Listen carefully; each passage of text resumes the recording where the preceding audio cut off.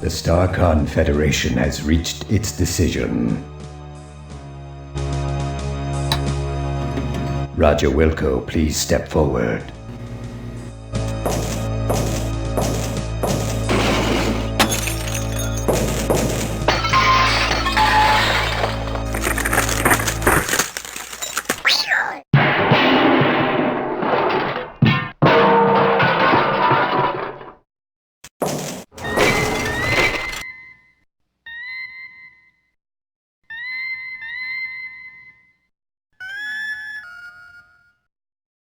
Roger Wilco, you have been judged guilty of the following crimes: abandoning your post, deviating from mission parameters, misuse of StarCon property, disintegrating a fellow officer, perpetrating a sequel without authorization, and consorting with a female of higher rank.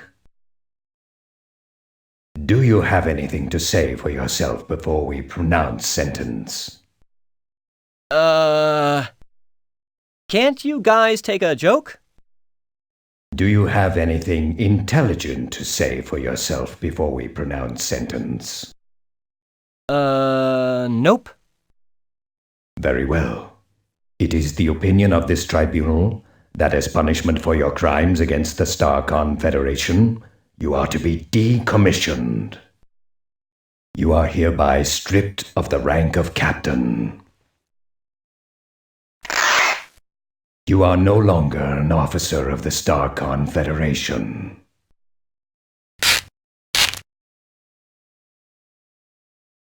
Your enrollment at StarCon Academy is hereby terminated. However,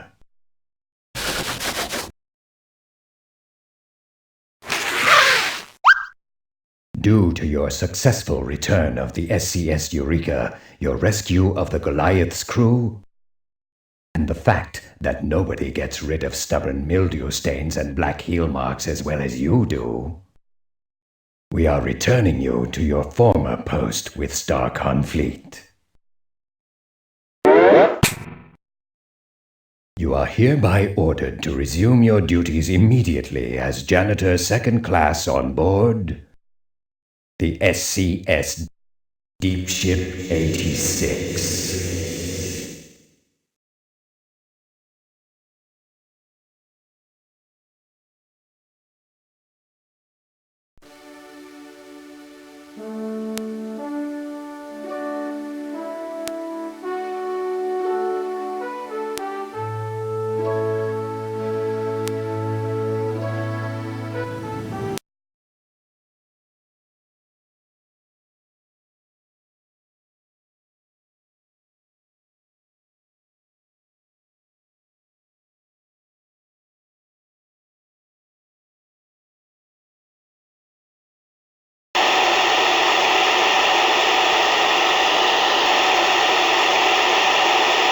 Attention all hands. This is your commander speaking. I'd like to thank each and every one of you for your fine performance during our recent episode, A Stitch in Time Saves Gamma 9. So, thank you, thank you, thank you. Thank you. Thank you, thank you, thank you, thank you, thank you, thank you, thank you, thank you, thank you, thank you, thank you, thank you, thank you, thank you.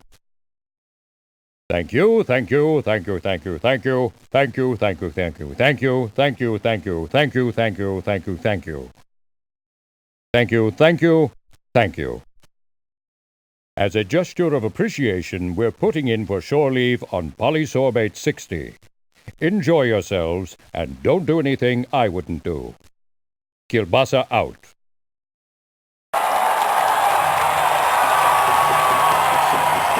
Meanwhile, in a deserted warehouse just outside the galaxy...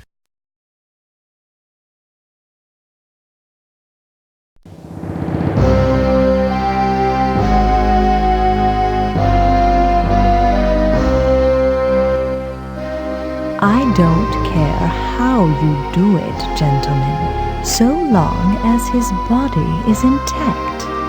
Do you understand? Yes, we got it. Yes, right. Good. Now, I believe you'll find him here, on Polysorbate 60, on shore leave.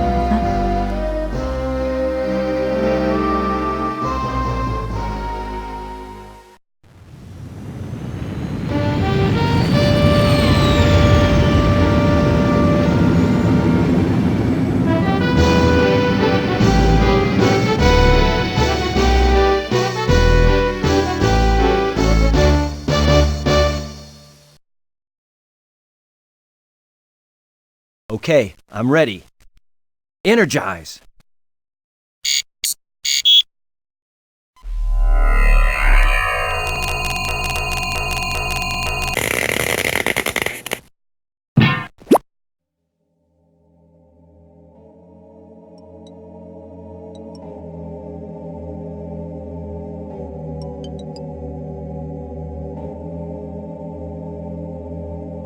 As we join our hero, Roger Wilco, he has just been transported to the surface of Polysorbate 60 to enjoy a little shore leave.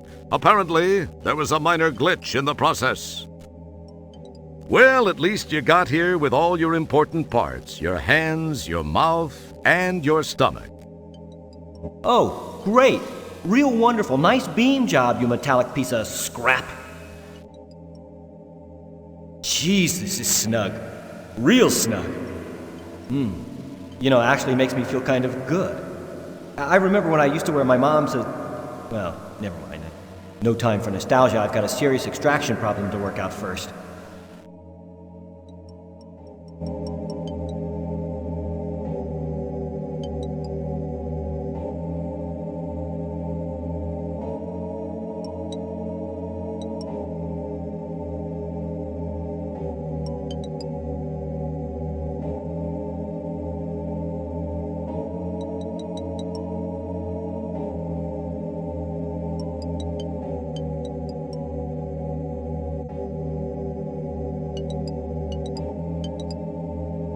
You pinch yourself to make sure this isn't all a bad dream.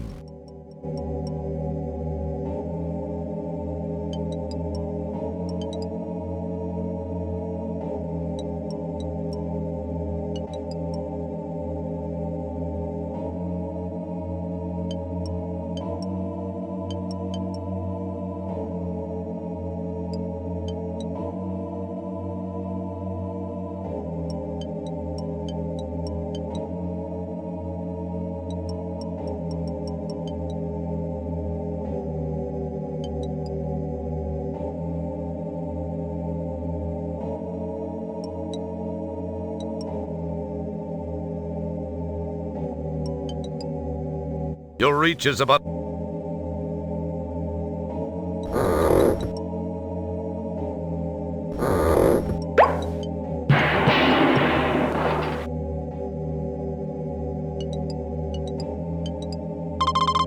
Thank you, my good man. Yikes, I hope everything came out with me.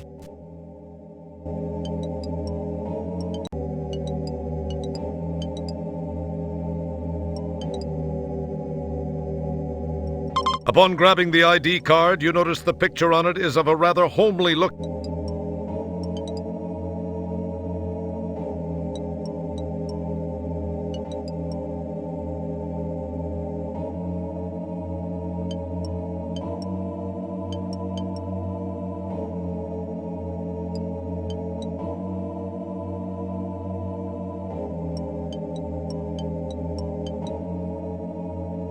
It's one of those new Kodak mobile photo booths. I heard they were beta testing those.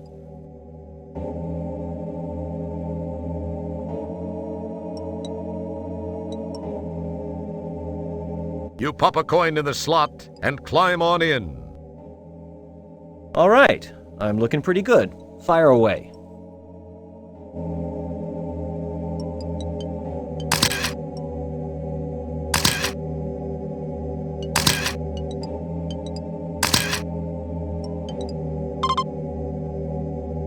There's got to be an optics problem with that machine.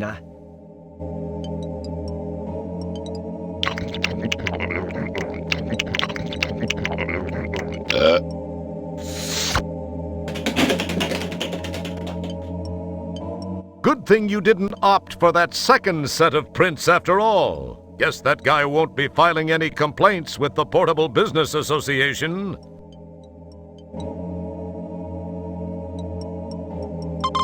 You quite cleverly paste your picture over the old one on the ID card.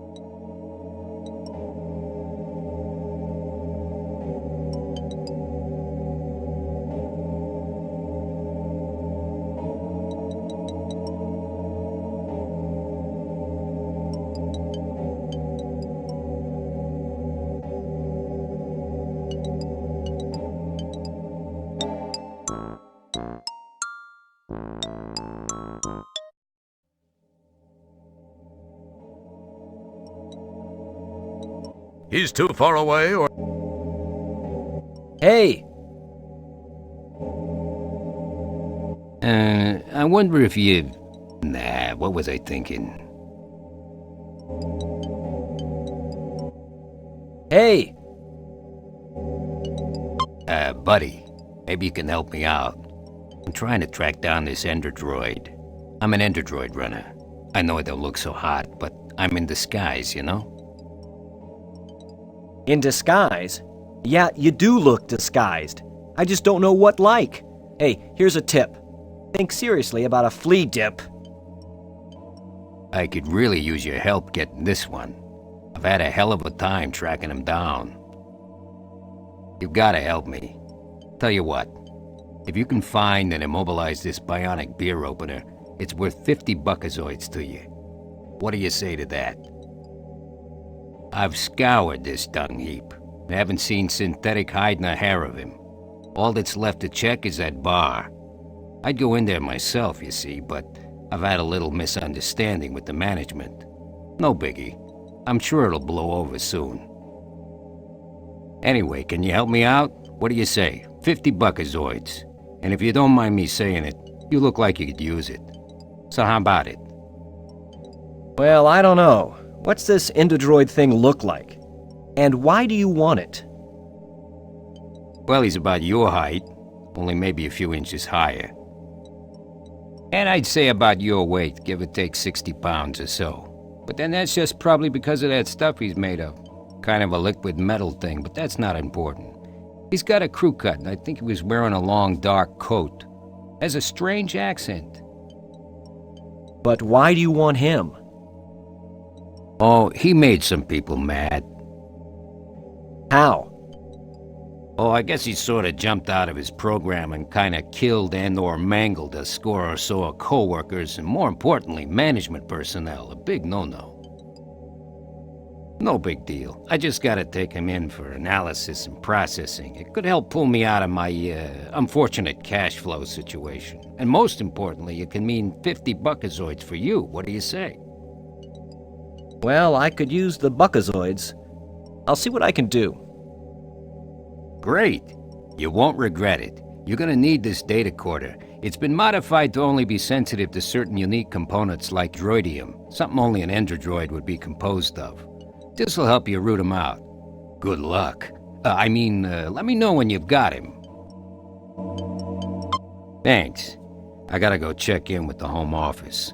I'll check back out here a little later to see how you're coming along.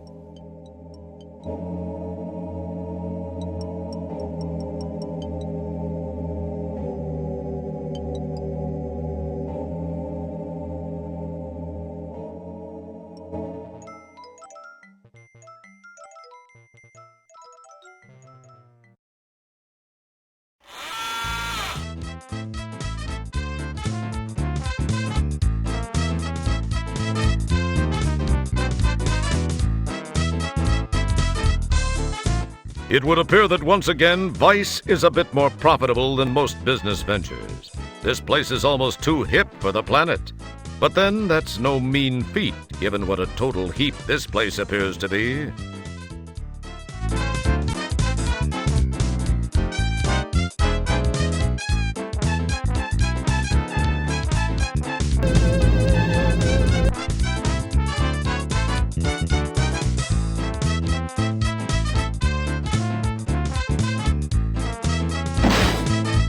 Well, that wasn't too bad for a borderline physical specimen like you. It didn't quite get the job done, though. Nah, you still haven't convinced the door to yield to your obviously superior physical presence. Wow, you really did it! Not exactly the subtlest of entry techniques, but effective. That's pretty macho for the likes of you. Who would have guessed you'd have the makings of a Starsky or a Hutch, or a Tango or a Cash?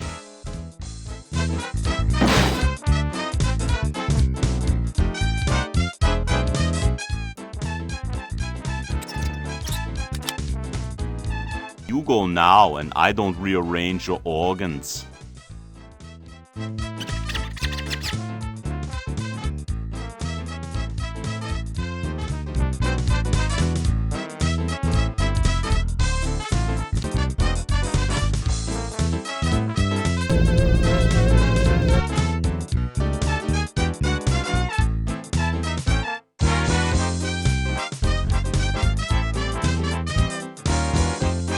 Hey, buddy, get your paws out of my tips or I'll liberate your favorite organ. I'll even let you choose. Or you can leave my tips alone and you won't have to worry about that decision. It's up to you. It feels like...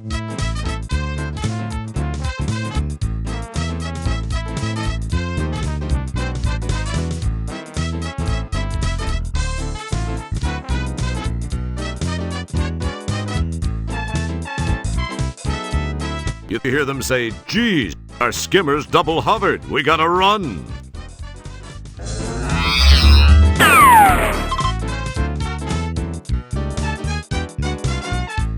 As cool.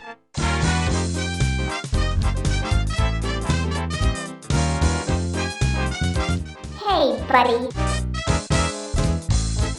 You snagged the 4 hoses. Never know when you're going to meet that special lady.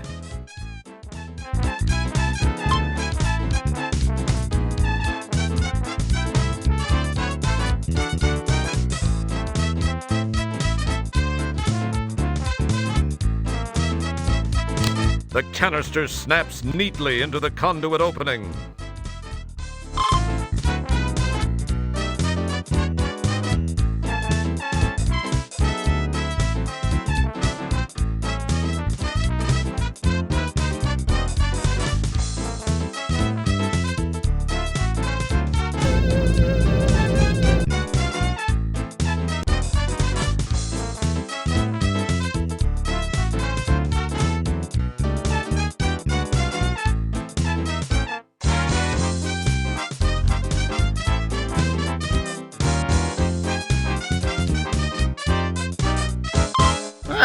So you're with Polysorbate Security, huh?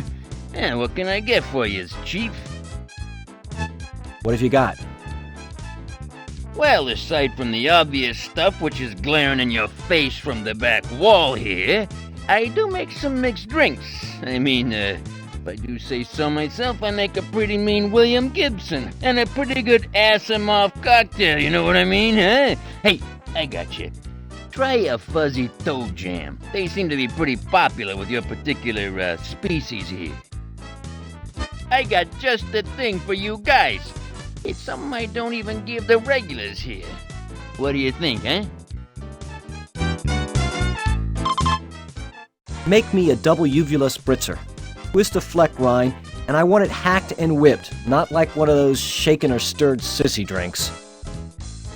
Okay, coming right up, Chief. Listen, this'll take a couple of minutes, but feast your eyes on the making of it, all right? Oh, that's just fine. Take your time, my good man.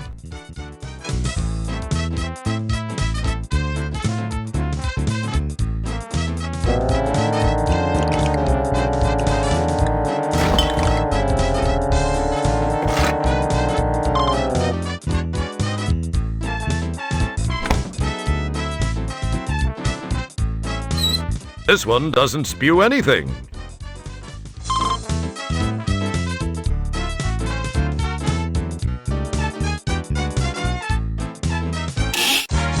With a flick of your very supple wrist, you pull the conduit loose from below the valve. Oops! Carefully untangle the twisted mass of hookah hoses and then rehook the hoses to create one long hose. It reminds you of Christmas time back home when you enjoyed untangling the Christmas lights and saying to yourself, I get so much satisfaction from cleaning and straightening. One day, I'll be the best janitor ever. Well, at least one part of that dream came true. You are a janitor. You rehook the hoses to create one long one. You get fingerprints all. You poke it.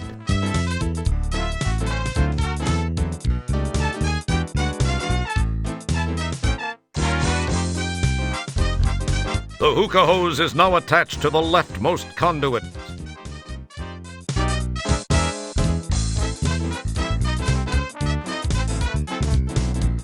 You complete the connection between the two conduits.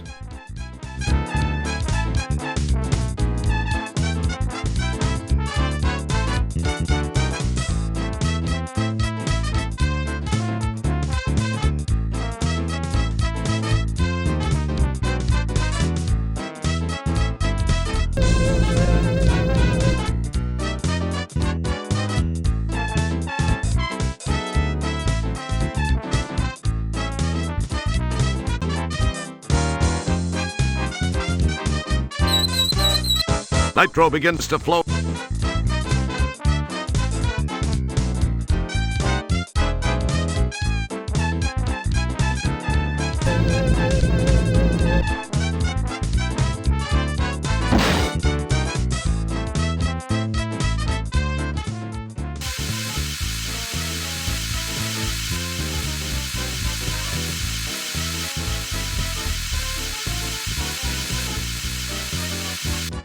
Frosta la Kista, baby. Wow, it worked! This dude's in a deep freeze. But now what are you going to do with him?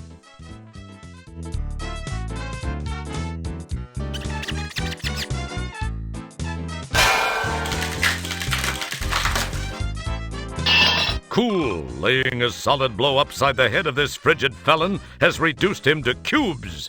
He's not too hard to handle now.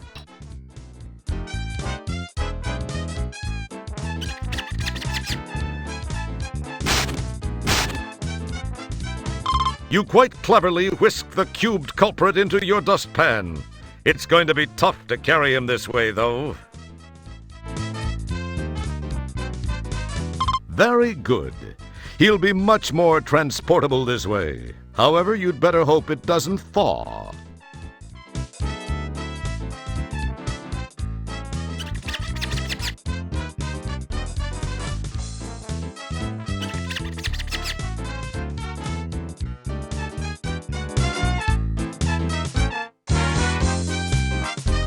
Rat! It appears that the bartender disconnected your cleverly concocted hose link while you were gone.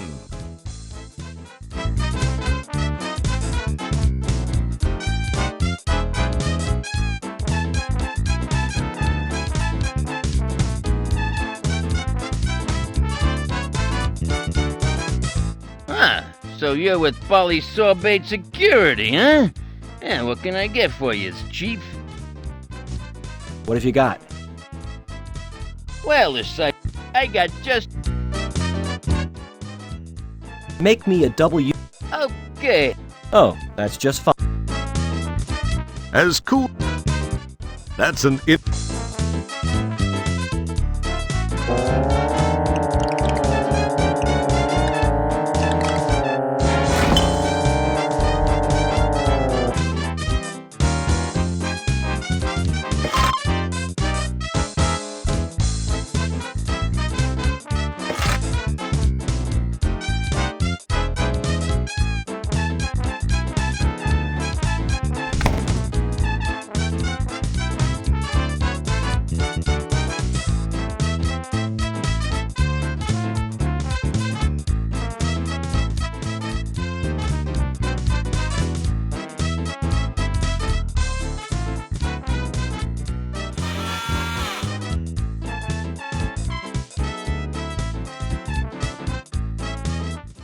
Here's your cubed compadre.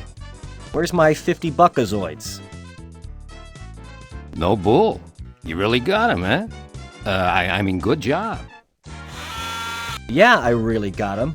And I could really use my 50 buckazoids. Tell you what, I'll pay you when they pay me. No, I need the money now.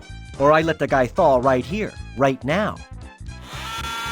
No, just a minute. You don't want to do that. Hold on to your elementary contents. I got it here. Here, you happy? I'll just be taking that tray. Been a special treat doing business with you.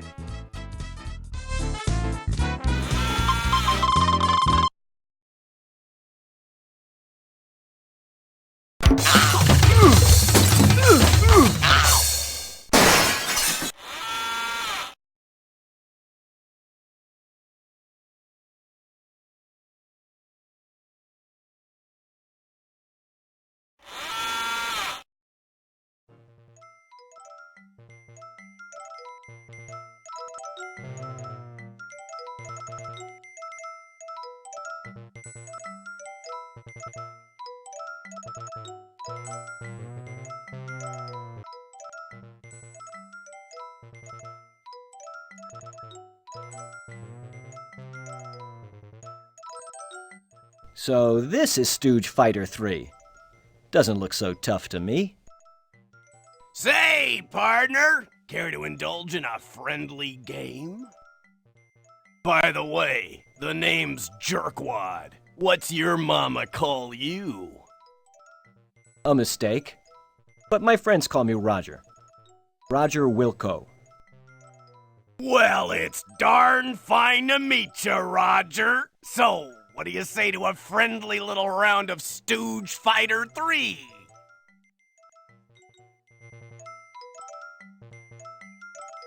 Gosh, Mr. Jerkwad, that sounds neat.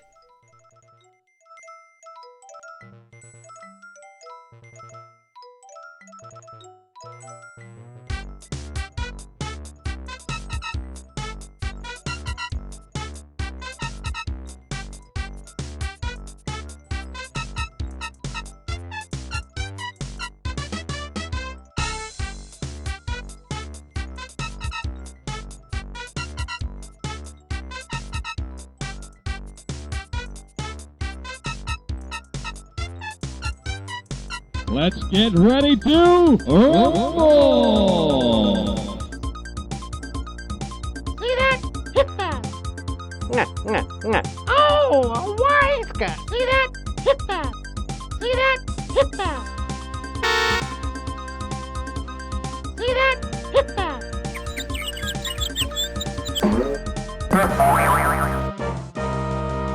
Quelly Joe wins. Choice victory.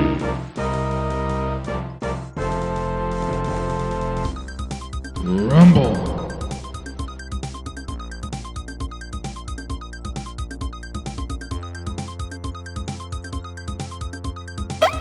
Oh, a wise guy!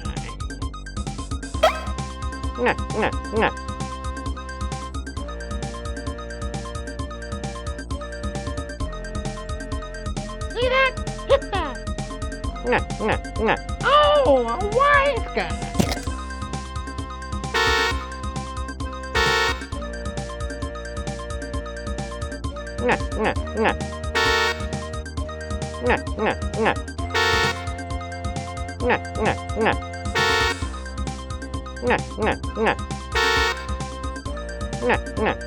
Oh, a wise guy.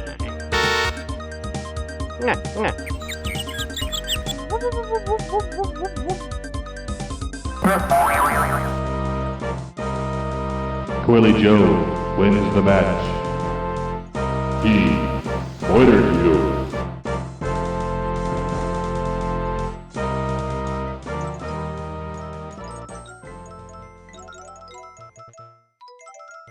Wow, man. I guess I got real lucky. Or maybe you were holding back on me. Nah, you wouldn't do that, would you? You don't look that bright. I mean, that probably isn't your style. Wanna play again? I've thought it over. I think I'll give it a try. Let's do it, Tentacle Head. Great! I can't wait to waste you. You're gonna bring good money at the slave colony.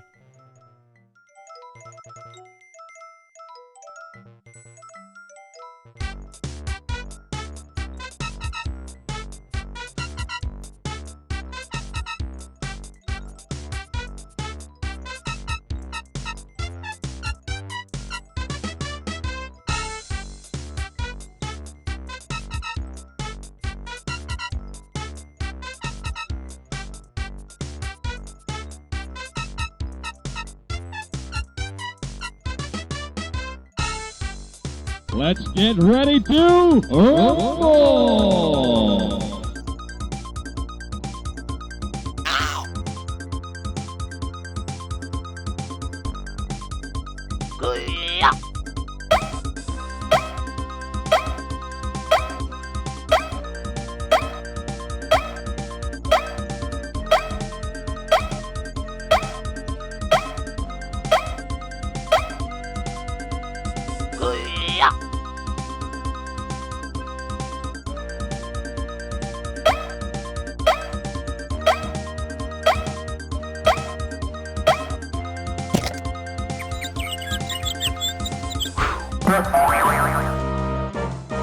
Big Mo wins.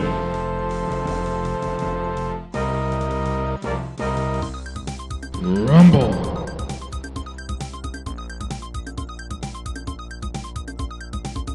Oh, no.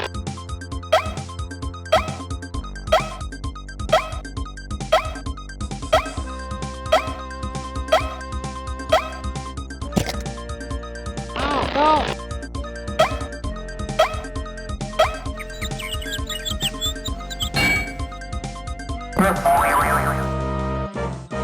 Big Mo wins the match. Choice victory. He ordered you.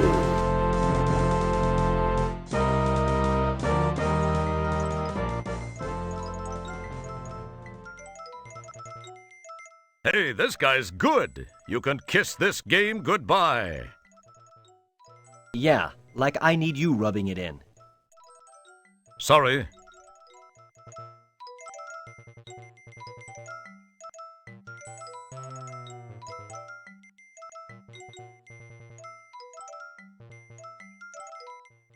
Hey!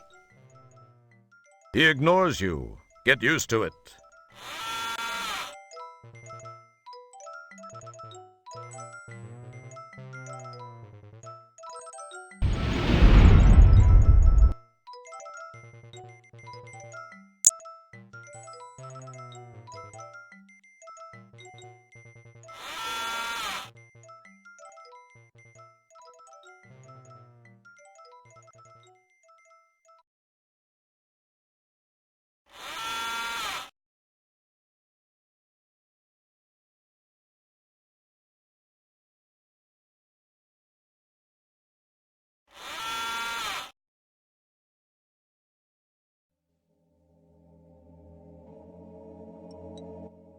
Hey!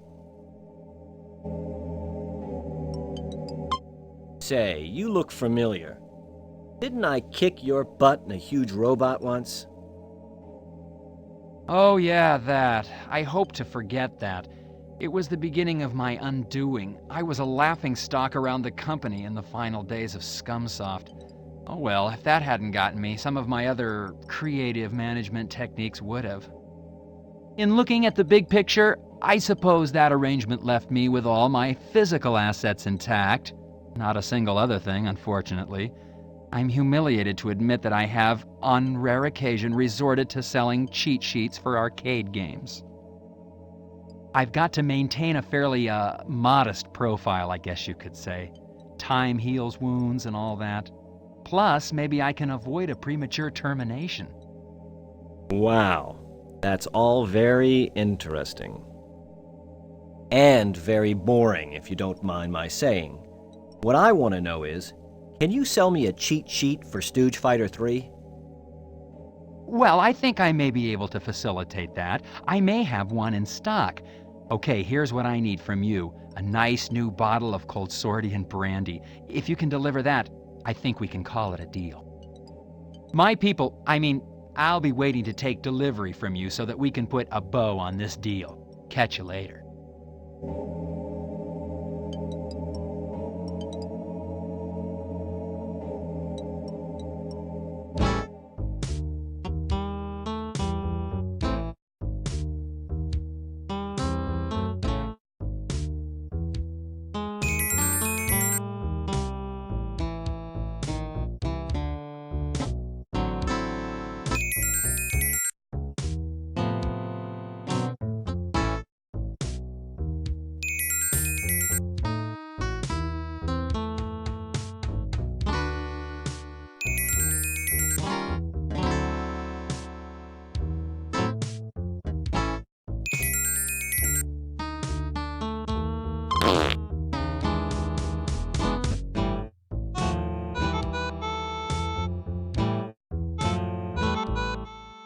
Hi there.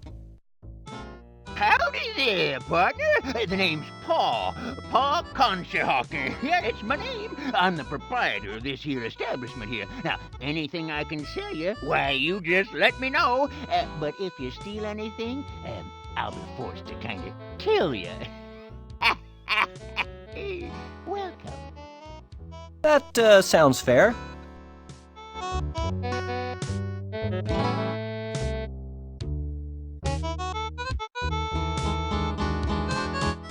I'd like a bottle of your Coldsortian brandy, please. Well, so you're interested in the good stuff, eh? I'll just take that 20. Thank you. I haven't sold much of this stuff lately, except for some sorry-looking little pud. Oh, hey, that reminds me. He still owes me some money. No, I can't believe I fell for that scam. Oh, well, enjoy. Sucker.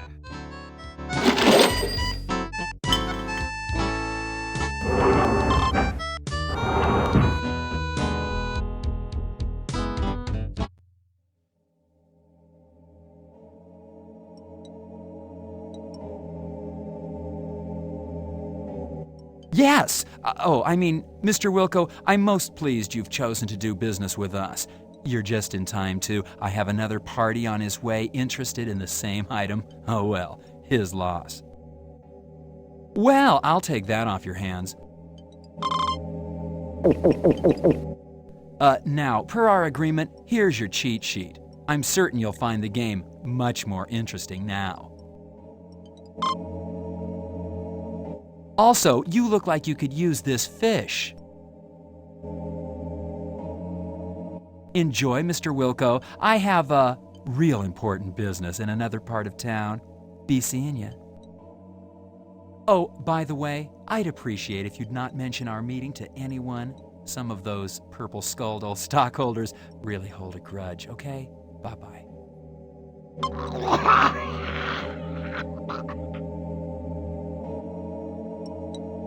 It's the Stooge Fighter 3 cheat sheet you got from Elbow.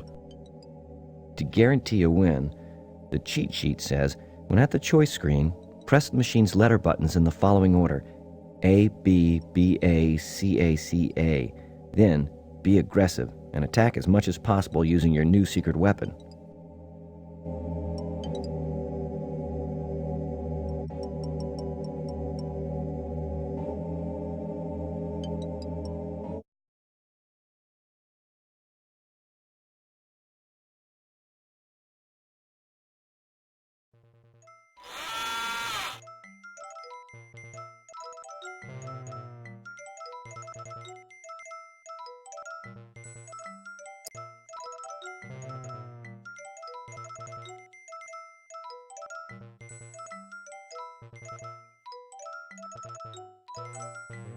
Hi, Mr. Jerkwad. How about another game of Stooge Fighter? I'm feeling a little luckier this time. You know, kid, I'd really like to, but I need a little more of a challenge. Take a long walk off a short asteroid, okay? What's the matter? Afraid a measly little pencil-neck low-life janitor and general waste of human life is going to embarrass you in front of your friends? Well said. Hold on there, you little puke! I'm not afraid of some puny little zit on the butt of the universe! Jerkwad is a scaredy cat. Jerkwad is a scaredy cat. Alright, you little wad of spit. Let's play. I'll waste you. Tell you what. Let's make it interesting. If you win, I'll give you 300 buckazoids. However, if I win, you're mine to do with as I see fit. A deal? Oh, this is gonna be fun! Oh, you're a bit puny, but I'm sure I'll be able to get a few buckazoids for you over at the slave colony. I'm sorry, I don't think I heard you quite right. Did you say slave colony? Too late to back out, Borg breath. I knew that.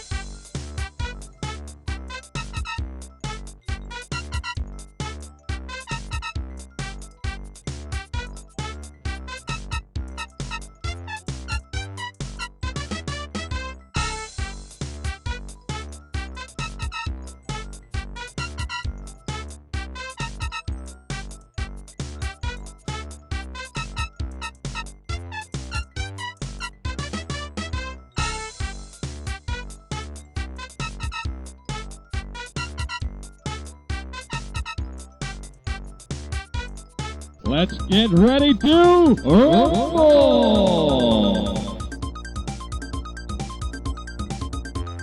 See that? Hit that! Oh, no! See that? Hit that! See that? Hit that!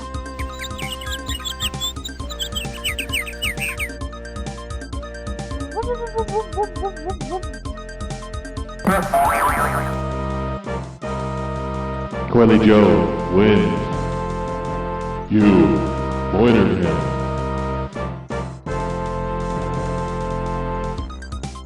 Rumble. See that? Hit that! See that? Hit that! See that? Hit that!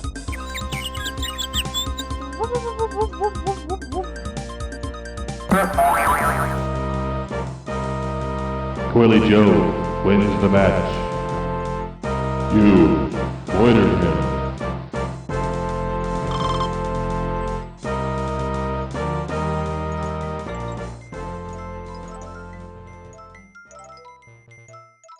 How lucky can a guy get? That was pure luck. Jeez. Where's my money?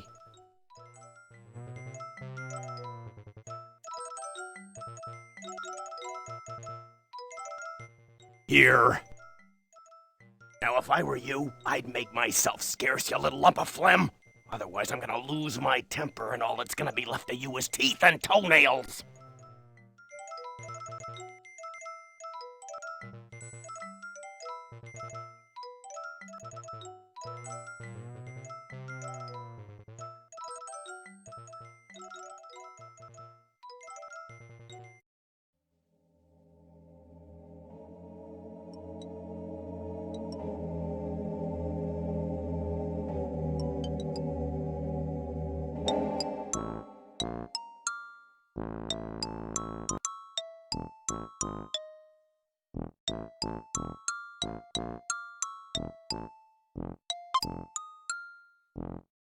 He seems to be ignoring you.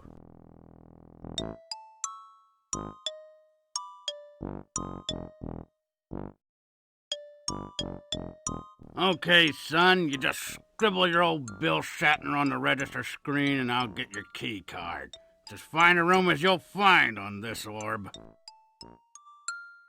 You have a brief moment of what you think is cleverness. You decide to wittily sign the name Franzel Nickberm.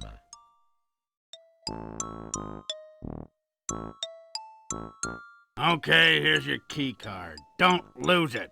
Room 1220J. Up the elevator. Franzel Nickberm. If I had a buckazoid for every time I'd seen that name, I'd be sitting pretty. I could afford one of those fancy fur-lined donut thingies that... what was I saying? Anyway, enjoy your stay. If you need anything, don't hesitate to tell someone. Gee, thanks. Say, could you tell me where... I'm a real busy guy, son. You got any questions, why don't you just go find the Chamber of Commerce and talk to them. I'm sure they'll be glad to help you out. Be seeing ya.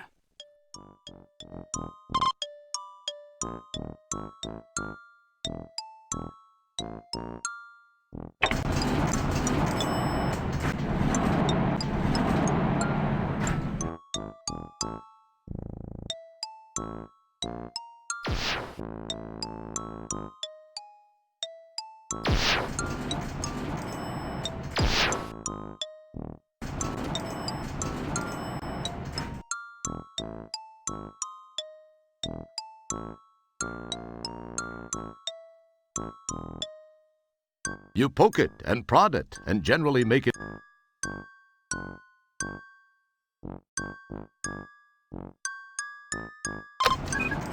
Just as you're about to insert the key card so you can go inside and check out your new digs, you notice those two goony-looking dudes from the lobby walking in your direction at a rather deliberate pace. Perhaps they're going to welcome you to the place or show you where the ice machine is.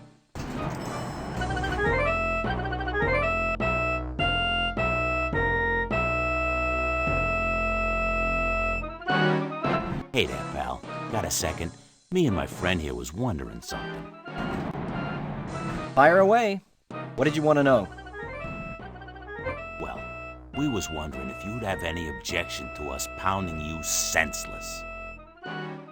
Grab 'em and let's get moving. I gotta report in soon.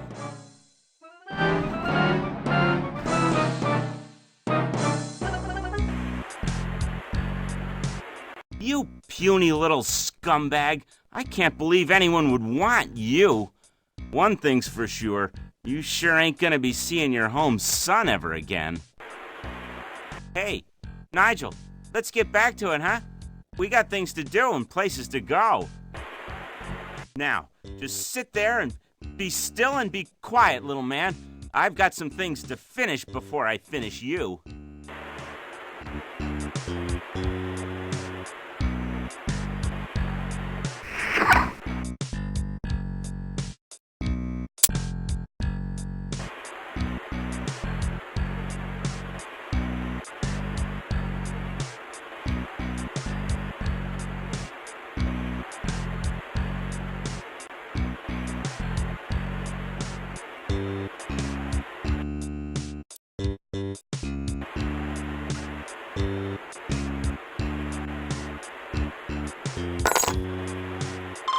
Hey, what the fu...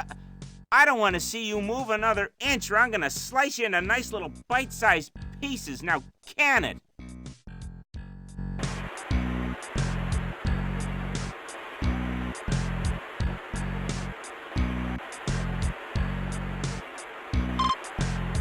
You are now a proud nail owner.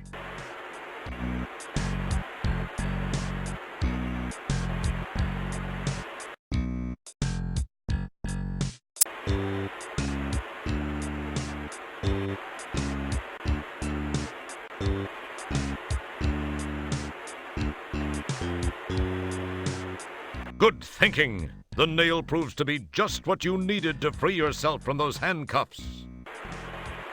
Don't get all excited, Little Red Riding Hood. You aren't out of those woods yet.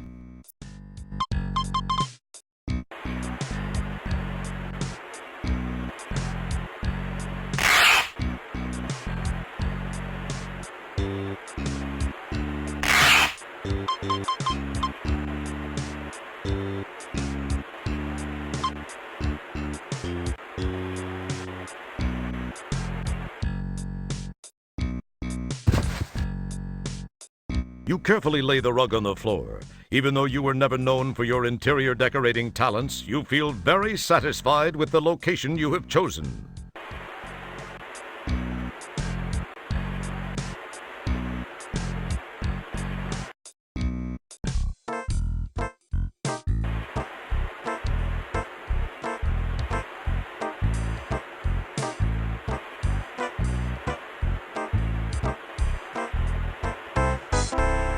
Your body is now carrying a nice static charge.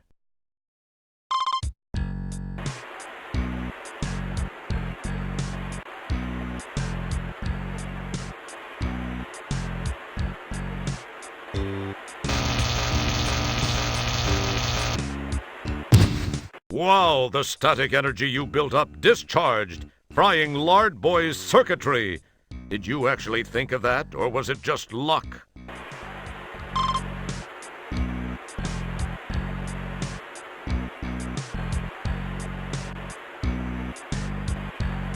There seems to be a small pile of CD-ROMs sitting here.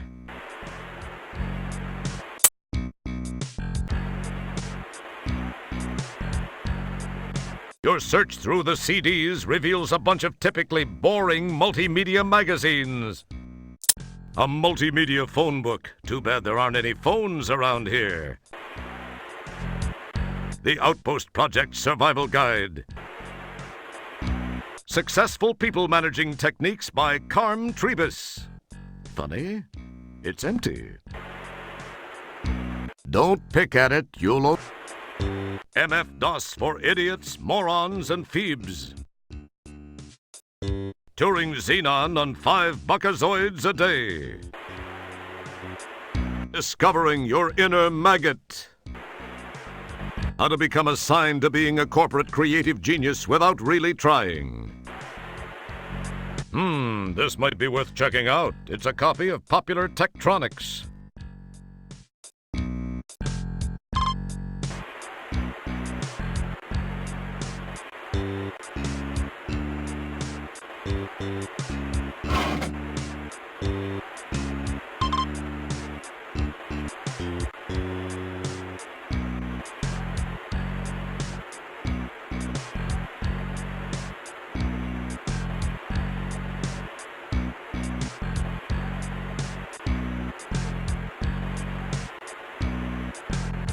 The room seems to be vibrating very slowly. Either that or someone downstairs is used...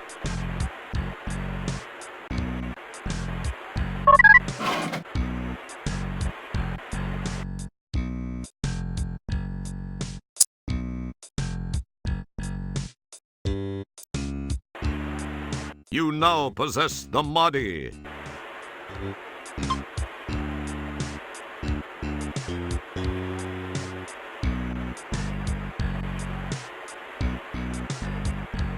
Smooth move. You've got his keyring.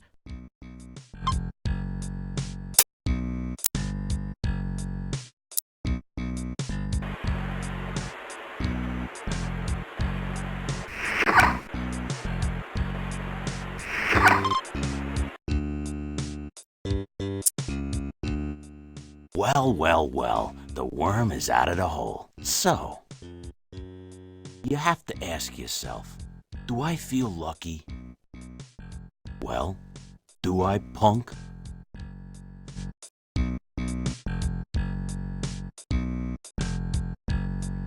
You poke and prod amongst the Mahdi's until you find a Mahdi labeled churlish. Being intrigued by the word, you glom it. Incidentally, you might want to look up the word churlish before you do anything stupid.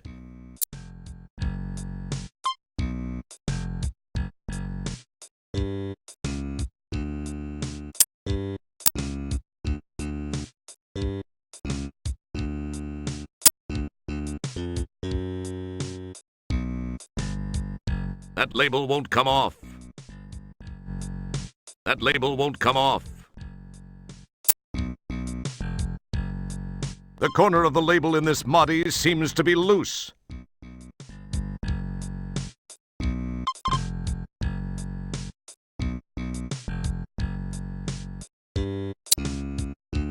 Nothing happened. Thinking it was the churlish Mahdi, he pops it in place.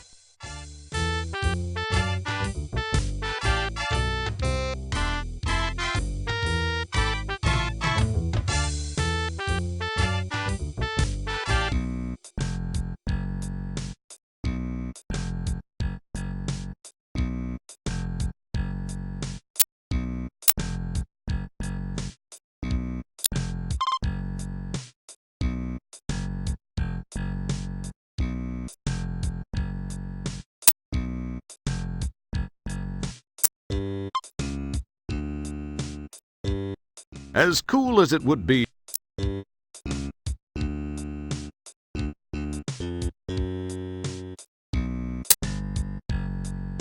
Nothing happened.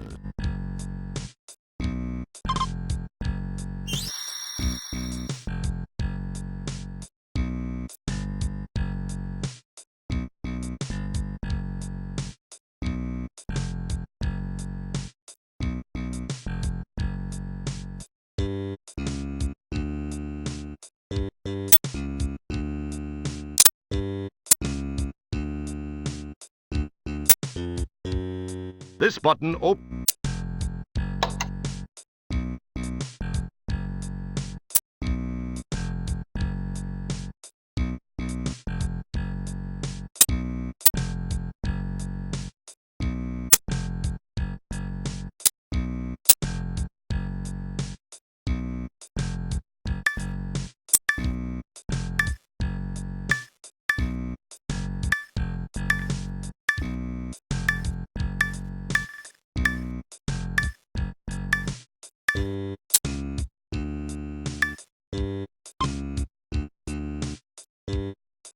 That's delightful.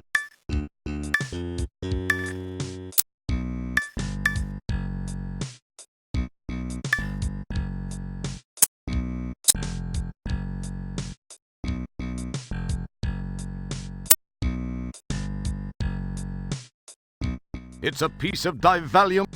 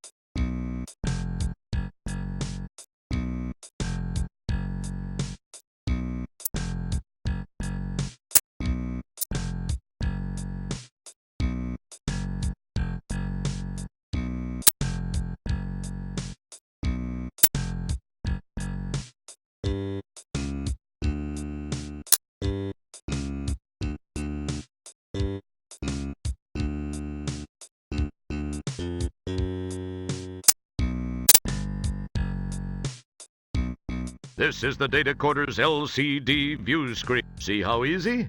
And it really... This button...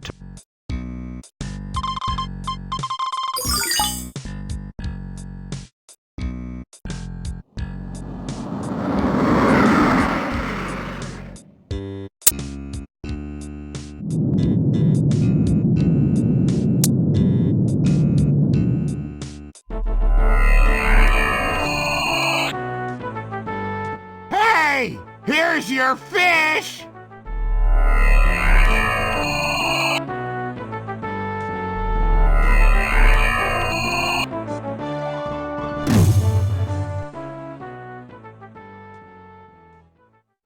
Stellar, you picked up my homing signal. I can't believe I actually made it work. Now no one can say I spent a little bit too much free time in the bathroom with Popular Tektronix. Popular Tektronix? Who are you trying to kid? I know what you were reading in there. What was that voice, Roger? I thought I heard something. Pay no attention, Stellar. It was probably just a mechanical flatulence from the ship. Anyway, we received a transmission from a nearby StarCon communications monitoring platform. They told us of some unusual signal originating from the area of Polysorbate 60. We dialed it in, scanned the coordinates, and found you. So what are you doing in this sector, Stellar? I thought you were stationed on the SCS Heinz 57. I am. I had some leave accumulated and decided to take it. This is kind of embarrassing for me. I actually came to see you. I've been thinking about you a lot lately, and I was curious about what you'd been up to, so I decided to visit. And when I arrived here, I found you had just left for shore leave on Polysorbate. I decided to follow you down and try and catch up with you. When I got to that dump of an inn and found you'd been kidnapped by those thugs, I searched around but could find no trace of where they'd taken you. That certainly is a strange place. I decided to beam back up to the deep ship and try to locate you through your transport communicator signal. When I'd returned, I found you'd left it up here on the ship. I didn't know what to do then until that call came through from the StarCon installation. You're a lucky man, Wilco. Yeah. I guess I am. If you hadn't gotten there when you did, I'd probably be a victim of some serious cement poisoning after those geeks chucked me off that balcony. Terrace. What? Well, actually, it was a terrace. Whatever. Thanks, Stellar. I sure owe you a big one. I'd sure like to collect that sometime. But let's talk about you and me. Perhaps I could take you to dinner sometime soon. I'd like that, Stellar. I'd like that a lot. The thing is that I kind of have a relationship with another, and I wouldn't feel very comfortable about that. I mean, it wouldn't be fair to her. You understand? Not to mention the fact I'd be wearing my sphincter for a necklace if Beatrice ever found out. I hope you do understand, Stellar. I like you. I think I even more than like you. I don't know where I got this inordinate sense of loyalty toward Beatrice. I believe the word that explains that is fear. Pound sand, pal. Please know that were the situation any different, I'd be making that date with you right now. Oh, I see. Friends, co-workers, buddies. That's all this is gonna be. Guess I knew it somewhere inside. I just didn't want to believe it. I guess I admire your trueness of heart, however misplaced. But I feel much more inclined to damn you for it. I know that's selfish, but it's how I feel. I must admit it shows something more about you, more depth of character than I gave you credit for, Wilco. Well, I'm patient if you ever have a change of heart. Well, Roger, we should We should see what we can find out about those subhuman walking dumpsters that had such a keen interest in you. I don't suppose you heard their names. No, but I did get this neat personal grooming assistant. It needs a little cleaning, but... That's great, Roger. Don't clean it, though. Take it to the sick bay. There's a DNA analyzer there. We can scan the contents and perhaps use the results to get some names and information about these guys. Good thinking, Stellar. I probably would have thought of it, eventually. Yeah, I'm sure you would have, Roger. Look, I've got to go to sick bay and get some treatment for my back after that not-so-graceful rescue. Oh, yeah, that. Sorry. Well, I'll see you there.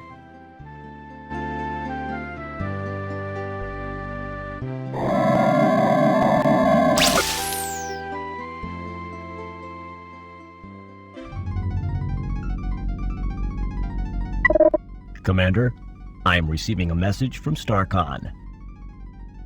Computer on screen. Hello, Commander Kilbasa. I have a new directive for Deep Ship 86. This is actually a special request from me, Commander. As you may know, I served with Admiral Bluntfang during the Fallopian Campaign.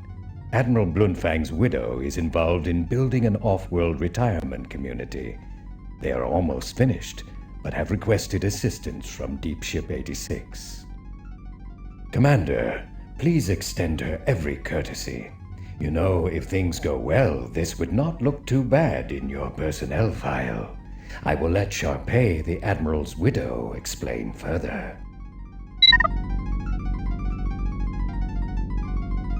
Hello, Commander Kilbasa. As Admiral Toolman mentioned, we have almost completed our project here, but could use StarCon assistance. To be honest, Commander, I pulled a few strings, but this is an important mission, I assure you. Since you are scheduled to be present for the dedication of the Golden Light Year's Retirement Center anyway, I hoped you might alter your travel plans to accommodate an earlier arrival. From the information provided me by my old friend, the Admiral, you would be able to warp here within a few hours. I require some assistance from your ship, as well as one of your crew members. Allow me to explain.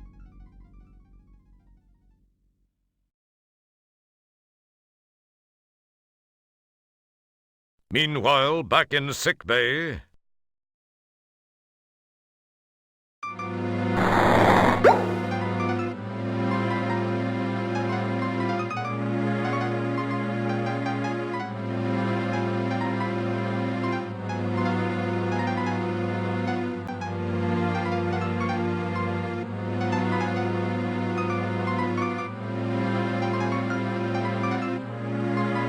This is a personal grooming assistant.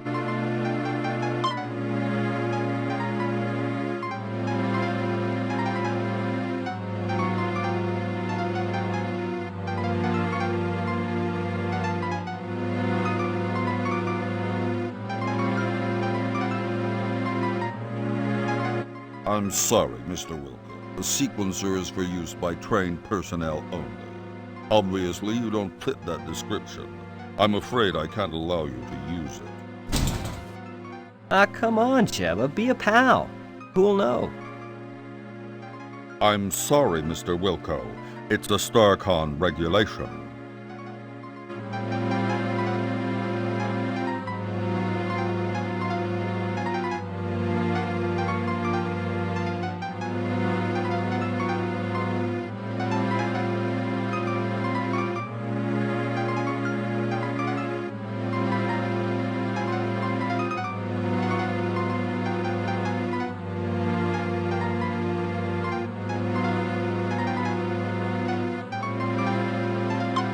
Geez, Cheva, who's gonna know? Let me try this one thing. I'll be out of your way. No one will find out. I don't know, Mr. Wilco. I'm not one to break regulations. I really don't think it's a good idea. I swear it'll only take a minute. We're out in the middle of nowhere. No one will find out. And I'll tell you what, anytime you want it, one free plunge job, day or night. What do you say? Well, I don't know. It'll only take a minute or two, really. Come on, Cheba, be a pal. Well, okay, but just this once. If anyone finds out I'm sunk, then I'll come looking for you to take it out on.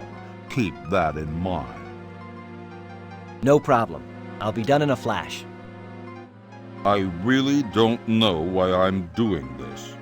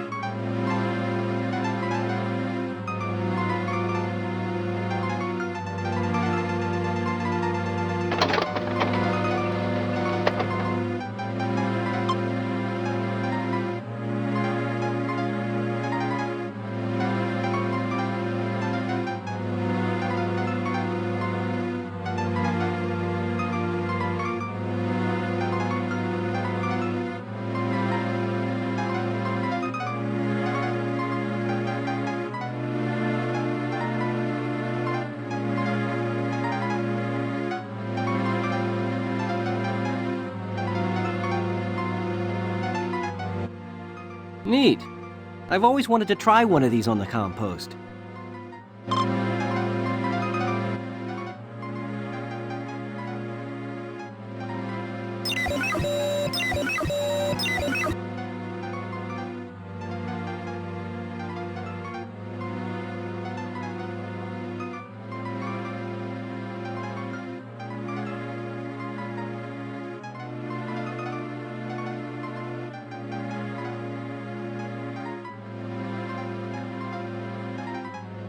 Oh, hi, Stellar.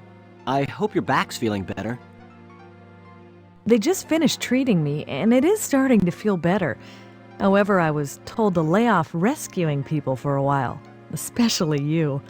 So, did you have any luck? I got some information from the sample I ran through the DNA sequencer. When I tried it, all I got was a name. All it said after that was that the file is closed. I wonder why that is. I don't know for sure, Roger, but it seems a bit suspicious. When a file is marked like that, there's usually a very good reason. Most frequently, it indicates the file is closed for intelligence purposes, or it's legally sealed by some judicial body. In the case of those tubs of guts that grabbed you, I'd have to say it's not a government agency directly behind it. It sounds more like someone with access from the outside to a friend or two inside. A more paranoid person might say this smells way wrong. Then again, when did you last change your socks? If the files are sealed, then we have nothing to go on. True. The only thing I can think of is that they may be accessible by jacking into cyberspace. I've never done it, but I know it can be done. So I guess this means you won't be trying it first. I'd love to try it, but I can't since we don't know how. Well, actually, I read it can be done with the help of a cyberjack and headset and a cyberspace jack interface module.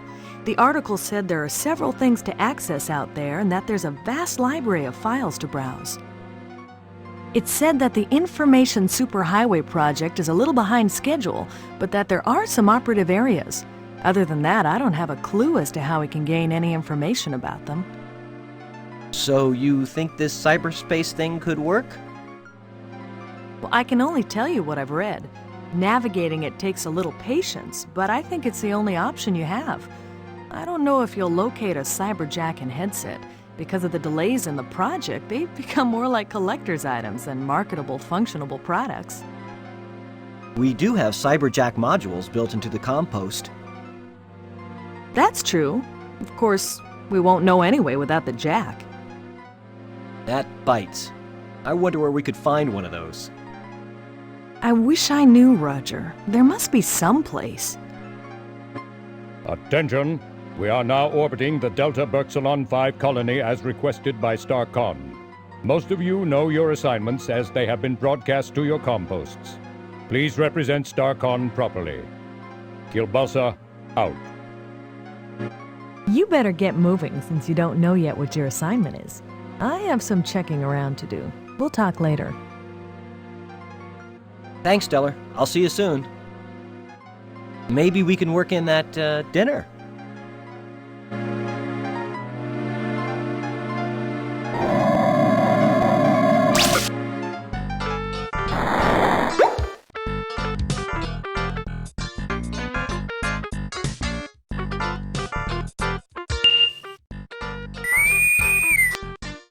Wow, a message for me.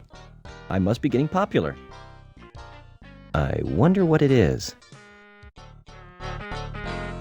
Wilco, Commander Kilbasa here. I have a special assignment for you.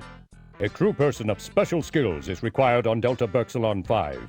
In the spirit of StarCon cooperation, we have decided to offer them your assistance. Transport there immediately. Kilbasa out.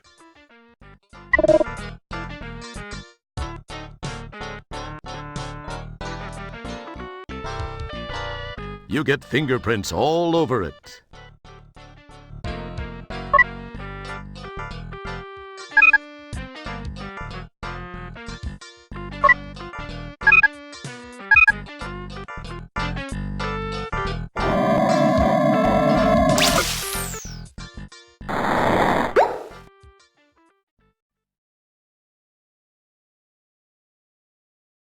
Okay, I'm ready. Energize!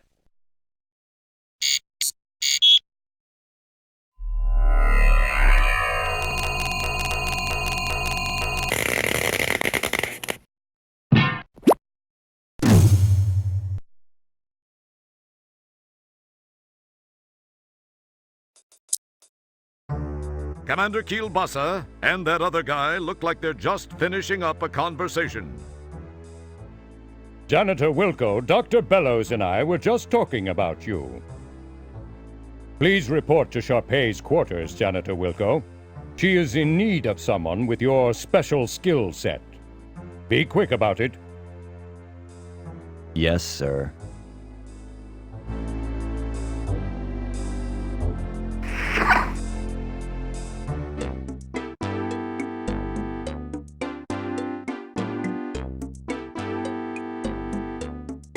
You press the Lab B button, but the Ascendo pad... So it won't open. I didn't...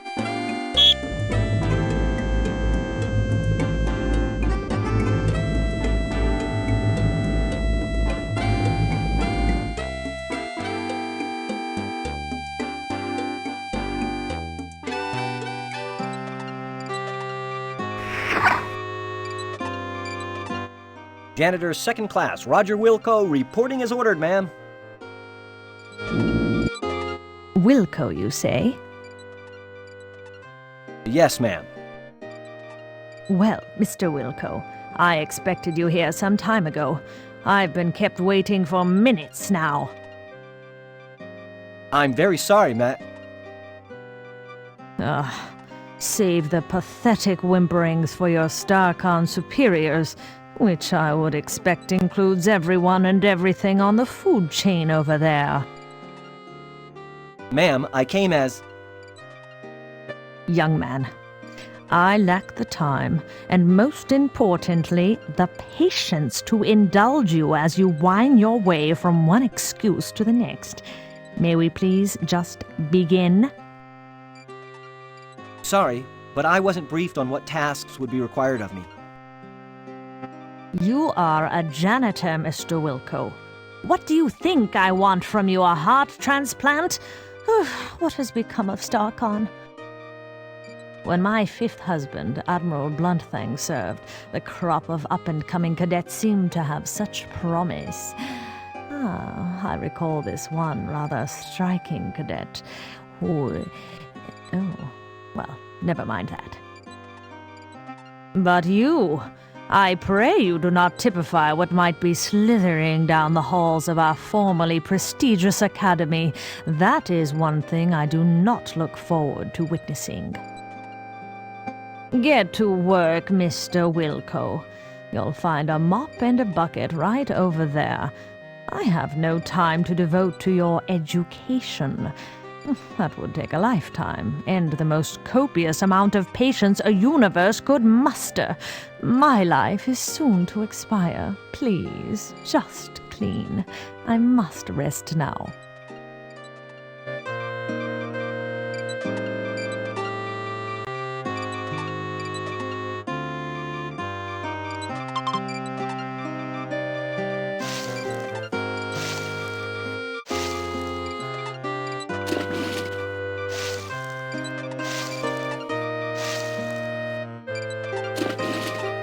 Mr. Wilco, please rattle the handle on that commode. It is positively maddening. You got it, right away, ma'am. Whatever I can do. Please do it, and quietly. I must have my rest.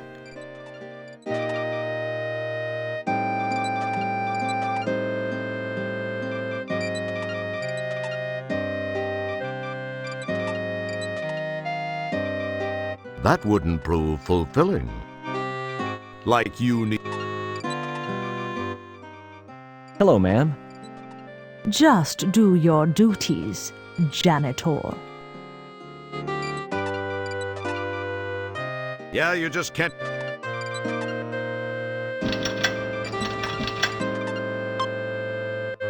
Mr. Wilco, it is time for me to take my meds. Please fetch my trisonic sortium from the medicine cabinet. Yes, ma'am. Maybe I can get this old hag to overdose. What was that, janitor? Nothing, ma'am. I'll get those for you right away.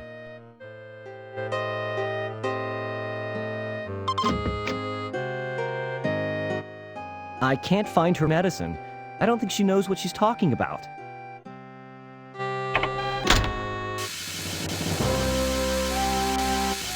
Hey, what the? While we await a fully formed thought from Roger, it should be mentioned that there seems to be some sort of gas entering the room through the left vent. Hey, there seems to be some sort of gas entering the room through the left vent. I seem to be in a world of deep... Ah, jeez, the door! That's not going to help. Move it, Matt.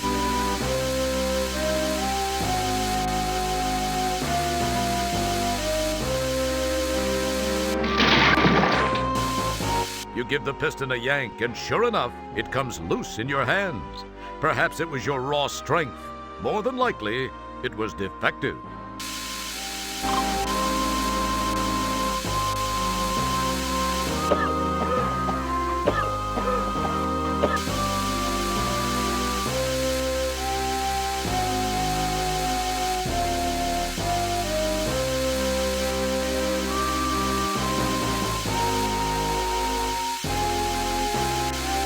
Good thinking! Wedged in the door, the manual override control causes the piston to strain against the door. It pushes a few inches and seems to strain at that point.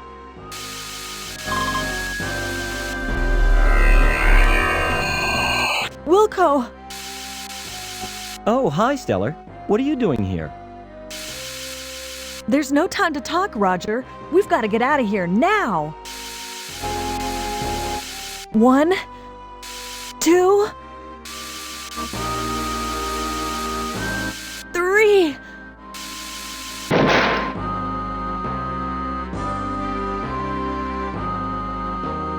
Just as you crash to the floor of the turbo shaft, the hydro riser piston gives way, and the door slams shut, with Stellar still trapped inside.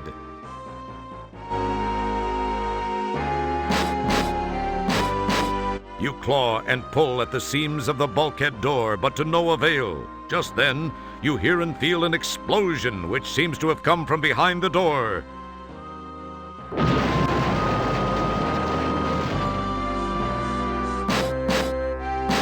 The door is sealed tight. You can hear no other noise after the ear ringing from the blast subsides. My God, I can't believe this. It can't be happening. She was... I was... Stella!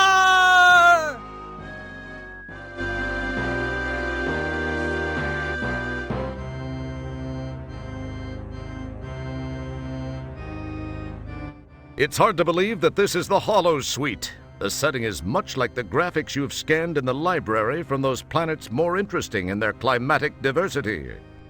From the scenic jutting peaks, soft hills, and lake in the conjured distance to the lush, pixelized growth of trees, flowers, and grass in the foreground, the holodeck has that sublime park-like perfection.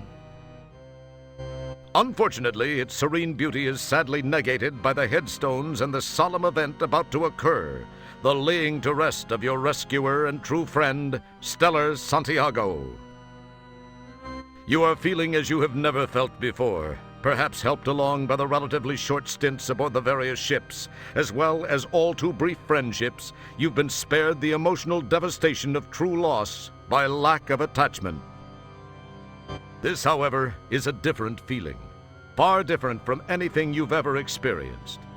You can't help but wonder how you'd act towards Stellar given a second chance, but you know that can never happen. She gave her life for you, and you will never be able to thank her. Enough smarm already. Let's funeral! Ladies and/or gentlemen, we assemble here today to honor the memory of a former crewmate, Lieutenant First Class Stella Santiago. Her unfortunate death takes place in the shadow of a new community, the dawning of a new life for the aged of our galaxy. Although death is never easy to accept, we must remember that the tragic accident which took her from our midst occurred while she was on duty. If a member of StarCon must perish for some reason, there is no more honorable way. It is part of the oath we recite and take to heart when we pledge our allegiance. I believe her friend, Janitor Second Class Roger Wilco, has a few words he'd like to say. Mr. Wilco?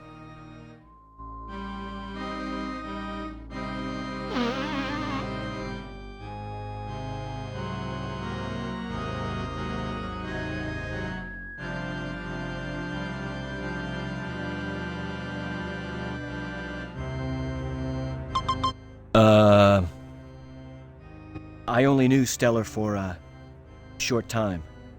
I wish I, could have gotten to know her much better. To have had a deeper understanding of this, person I was proud to have called friend.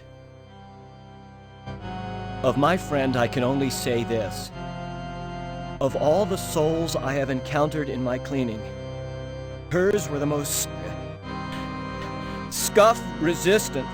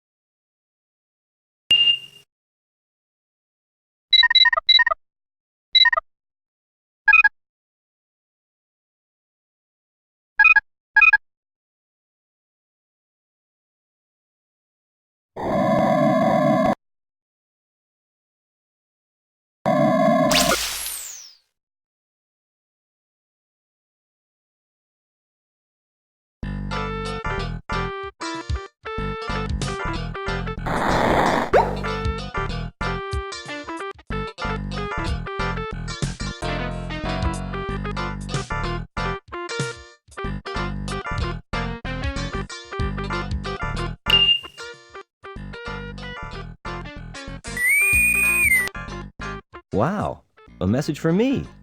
I must be getting popular. I wonder what it is. Roger, help me. I only have a moment. They faked. Stellar, what happened? The picture's gone. You're alive?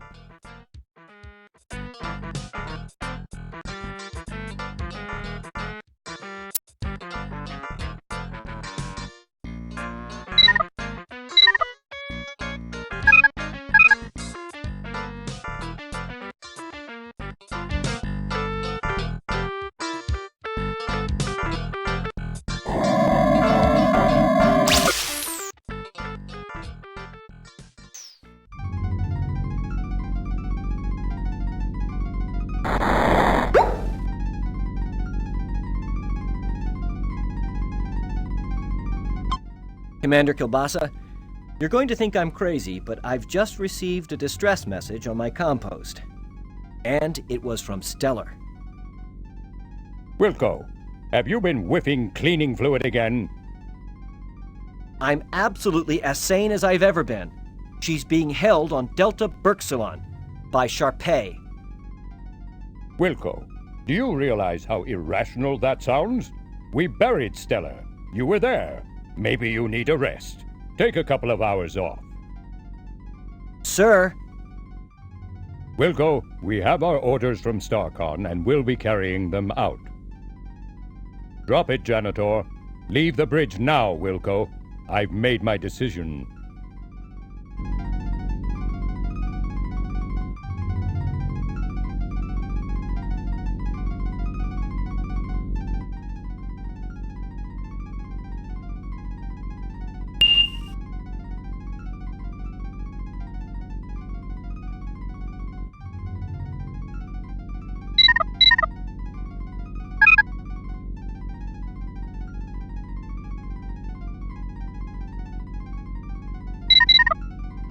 Don't touch that.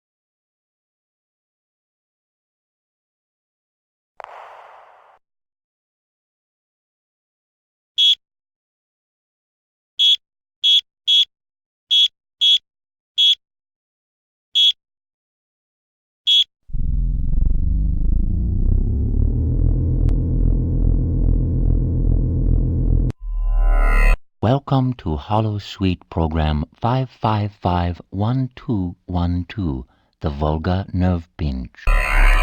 Despite our reputation for being pacifist, we Vulgars have developed an extremely practical martial arts technique used mainly for defensive purposes. It is called the Vulgar Nerve Pinch. This is a tactile oral maneuver in which the applier pinches the bundle of nerve fibers at the base of the neck while whispering into the victim's ear dialogue from either Tango and Cash or Hudson Hawk. This particular combination of nerve stimuli and loss of cerebral control due to the torturous mantra of movie dialogue results in a searing flash of pain and then unconsciousness. In effect, it is similar to a temporary orally induced robotomy. Victims are soon rendered unconscious for several hours. When they awaken, they will remember nothing of how they came to be unconscious, if they are extremely lucky. I shall demonstrate on my most eager volunteer. You will please to pay attention. Address the subject in this manner. Please to notice the location of my hand as I begin the narcotic chant of cinematic morphine. He mutters something thankfully unintelligible into the ear of the volunteer. Oh, thank you, sir. Maybe you can fetch me up with your sister. I have told you after her. We're gonna have margaritas together. Oh, the two of us get we have fun. Oh, get the hubba hubba going in the wee. And I used to like that. We So, as you can see, it is very effective. If you can apply a proper grip to the neck, it will disable 9 out of 10 neck-bearing species. This completes our program. Thank you very much.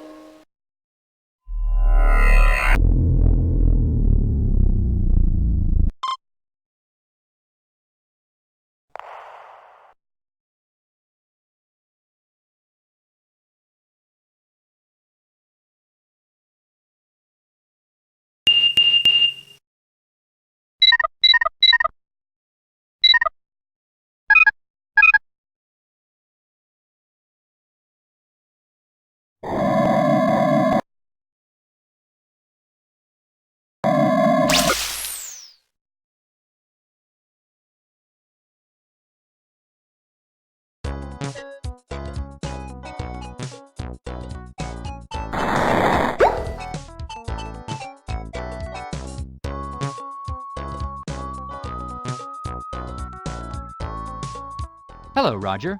Please join me in consuming something. Thanks, Sydney. You seem uptight. Say what? Upright? What are you talking about, Sydney? Uptight was the word. Perhaps that is too archaic a reference for you. It would have been more effective to say that you seem concerned. Oh, yeah. I do have a thing or two, well, at least something on my mind. I am sorry to hear this. I hope your concerns are soon alleviated. Thanks, Sid. I do have to come up with some solutions.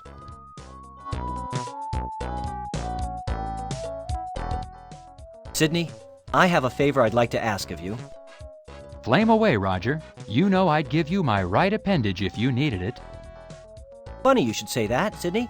I kind of have this situation where that very item could come in handy. Really? Well, I was merely saying that metaphorically. You really are a great friend, Sydney. That'll come in real handy. I can't thank you enough, Sydney. Well, if you really are seriously in need of it, I suppose I could lend it to you. You will get it right back to me, won't you, Roger? Oh, yeah. You bet your nut flanges, Sydney.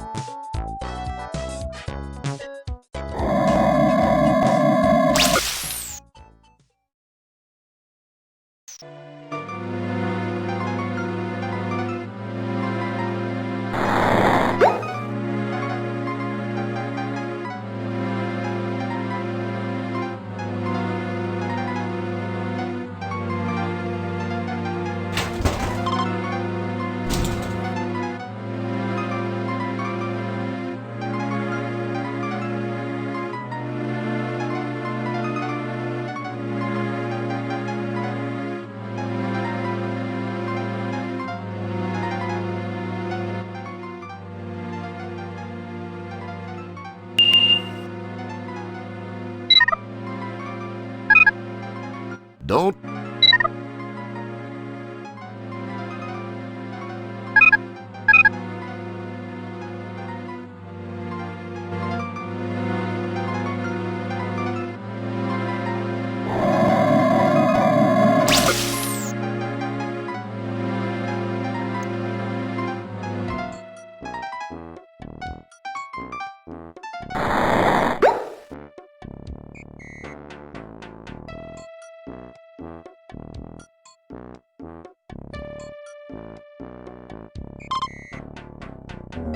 Ooh, boy, I got you with my fingers in your Kurt Russell. Now you can't get away. I got you now that you've got a hard to believe this is a real job.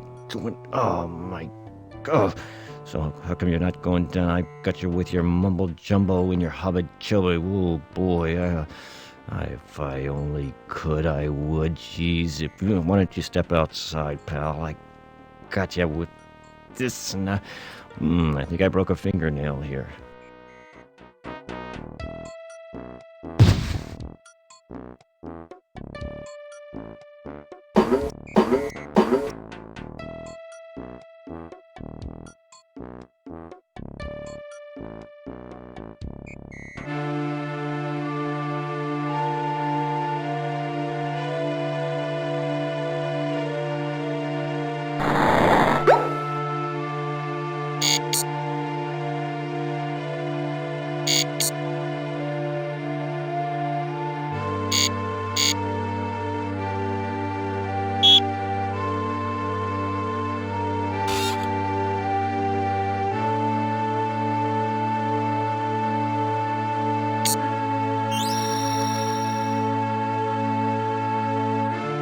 Golly, this food looks so good it might be worth becoming a prisoner for.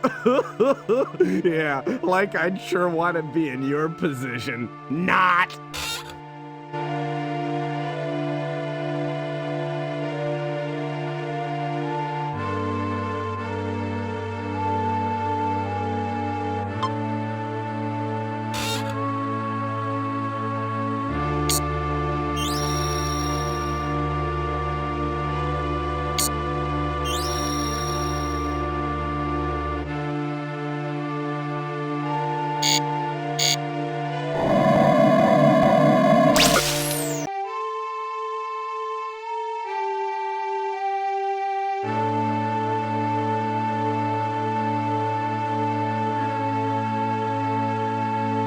Now it has some cool ears. The rack-able rat adds a nice touch. An interesting idea. A touchment of that adds something more to your work in progress. How creative.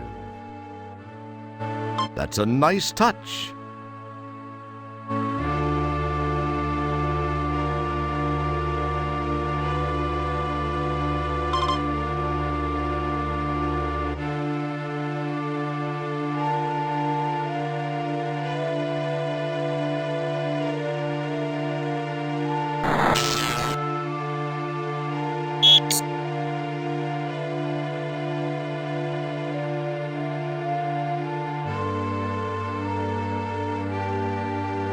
Whoa, I see you have a visitor.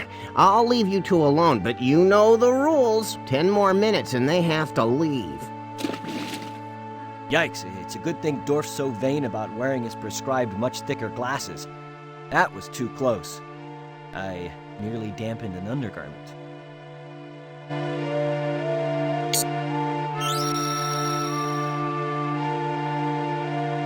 Golly, this food looks so good it might be worth becoming a prisoner for. Yeah, like I'd sure want to be in your position. Not!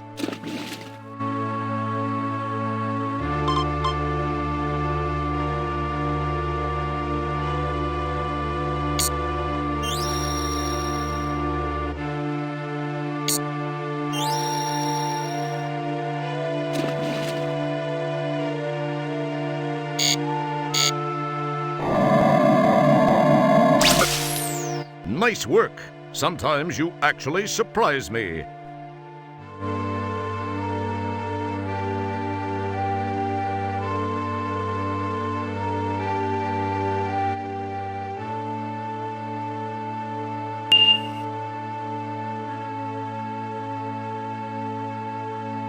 It wouldn't be prudent.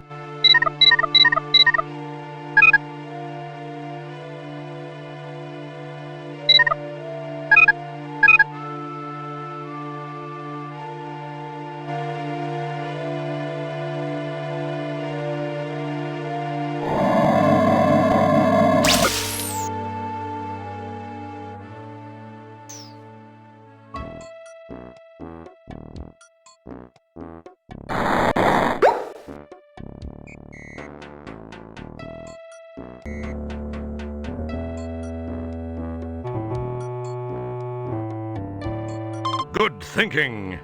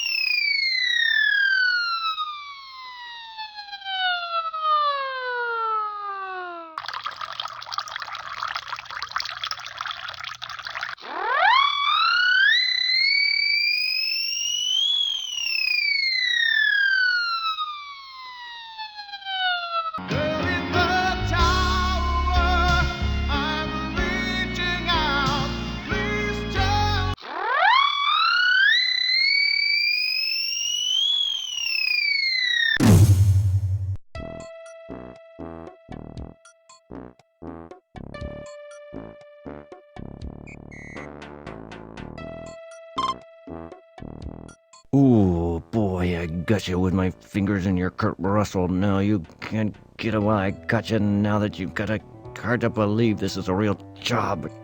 Oh, my God. So how come you're not going down? I got you with your mumble jumbo and your hubba chubba. Ooh, boy, if I only could, I would. Jeez, why don't you step outside, pal? I got you with this, and I think I broke a fingernail here.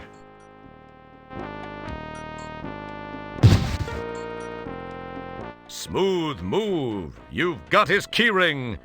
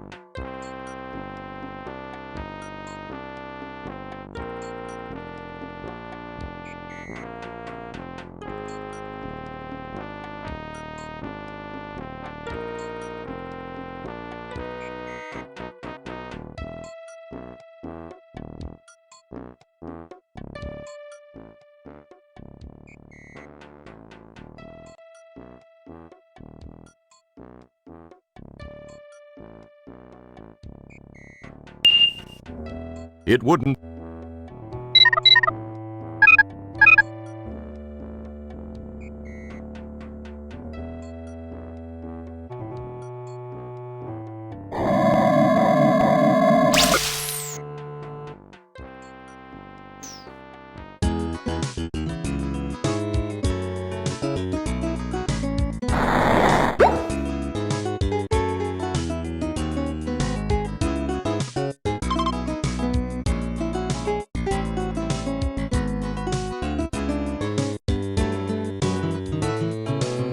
Sydney, I kind of need another favor. I need one of your eyes. Pardon me, Roger. For a second, I thought you said you also wanted one of my eyes. I must have my auditory circuits diagnosed. Well, actually, Sydney, I could use one of your eyes. Are you certain, Roger? Well, I guess if you really need it. Oh, I do. I really do, Sydney. You're a mechanized lifesaver. You will return them soon, right, Roger? Oh, of course, Sydney. Real soon. Listen, I've got a couple of things I've got to attend to. I'll see you soon. Thanks, Sydney. As long as you say it will be soon, Roger. Oh, yeah. See you soon, Sydney.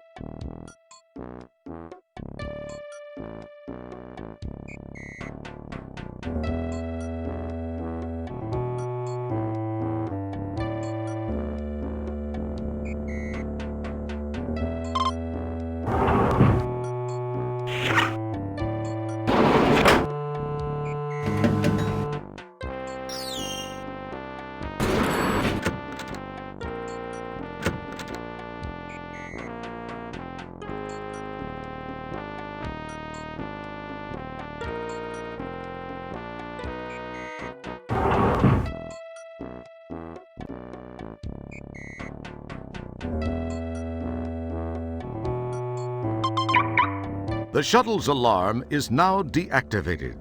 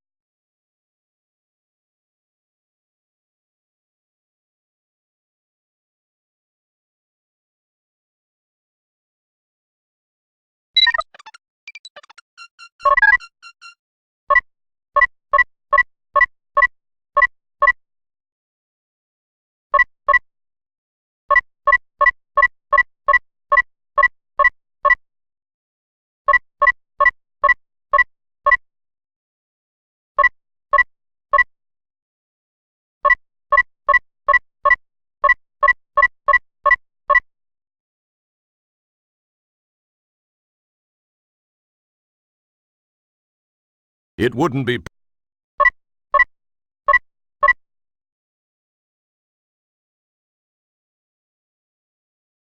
Don't touch that.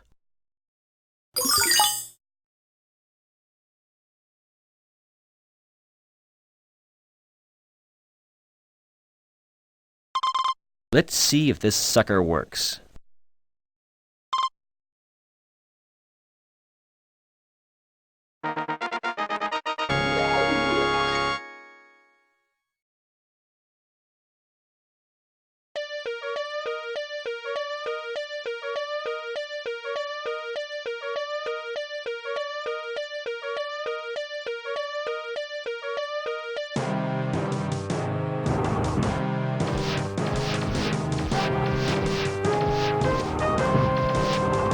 Hey! Here's your fish!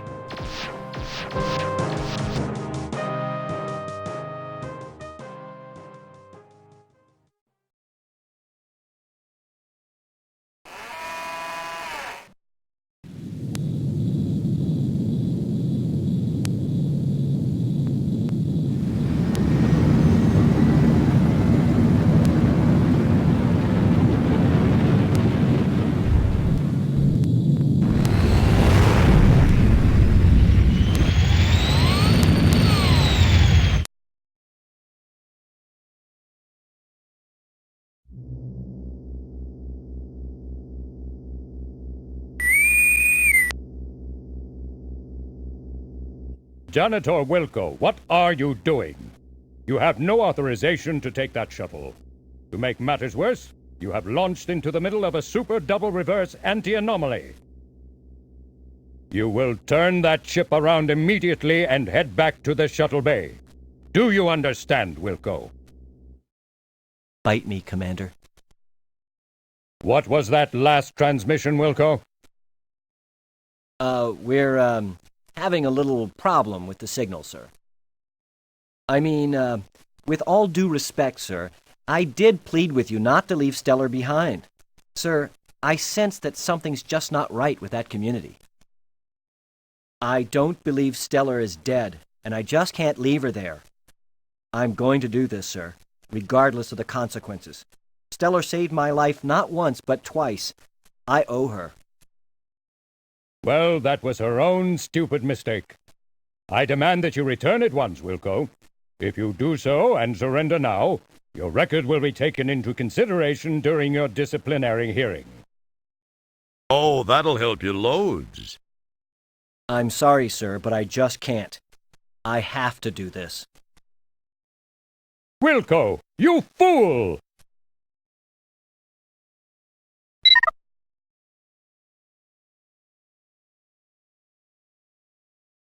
Just then, the shuttle is sucked into the anti-anomaly. Communication with the deep ship has been disrupted.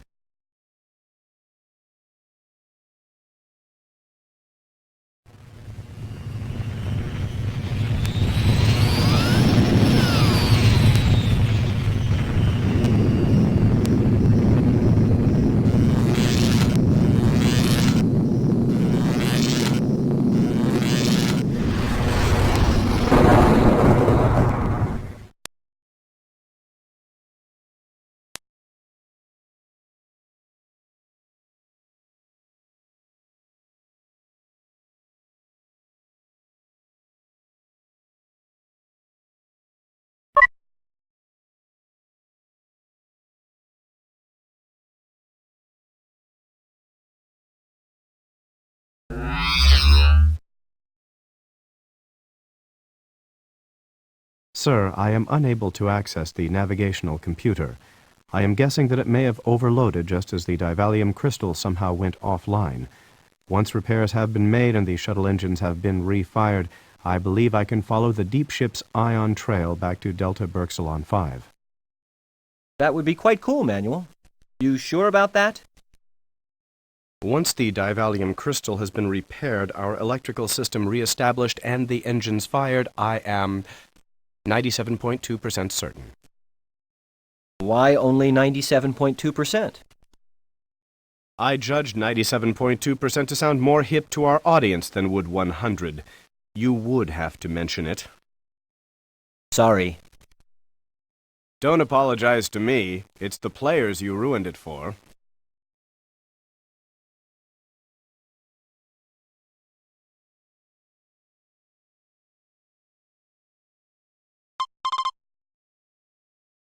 Sir, we are unable to proceed with the divalium crystal offline. A lack of power to restart the engines, and with a potential engine blockage.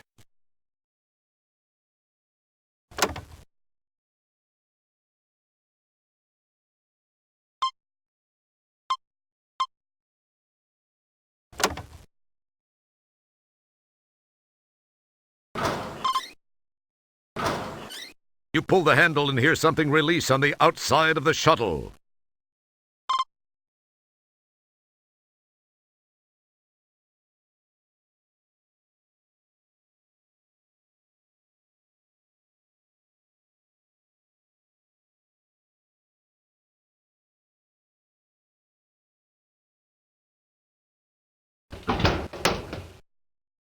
It feels nice.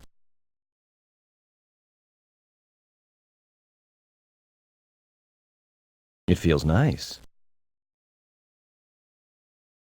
It feels nice.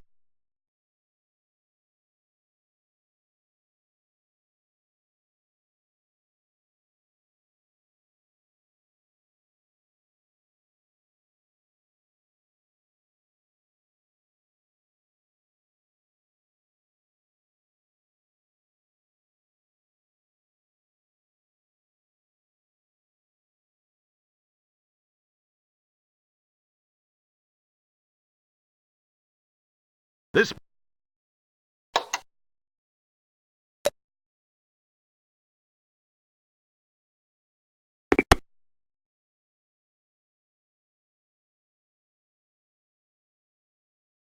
You pour glue all over the crystal.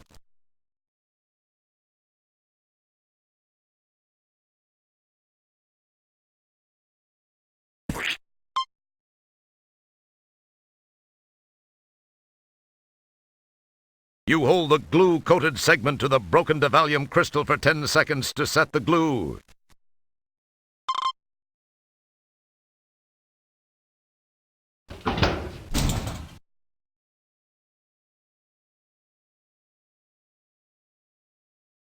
The shuttle feels...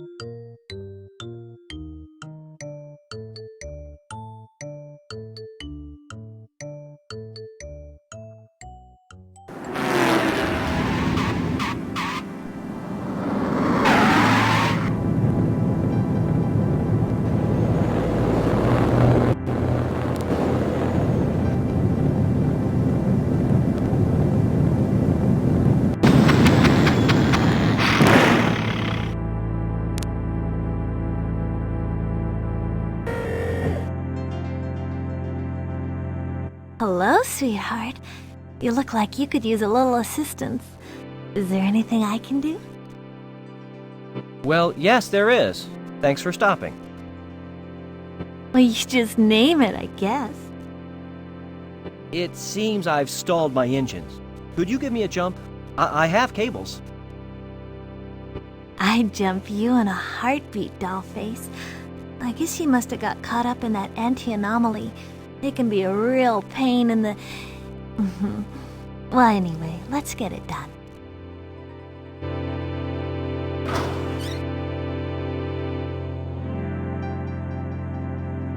Well, here's your end of the cables. I'll let you know when I'm all hooked up.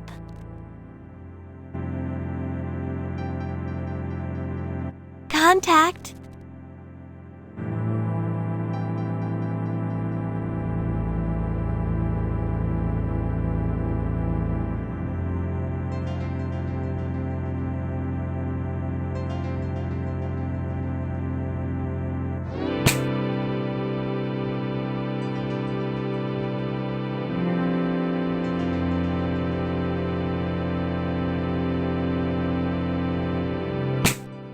Okay, Manuel. We're all hooked up. Give it a try.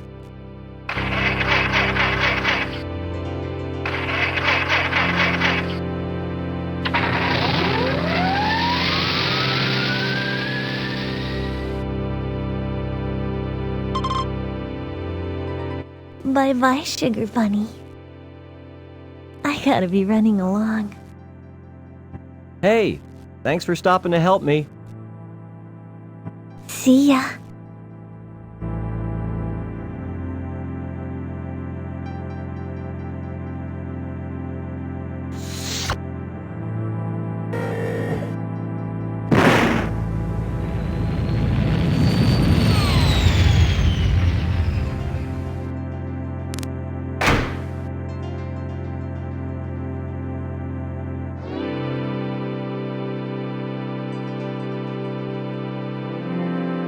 That wouldn't prove.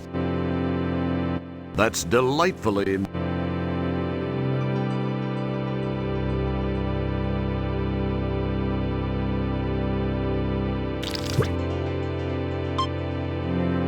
That wouldn't prove...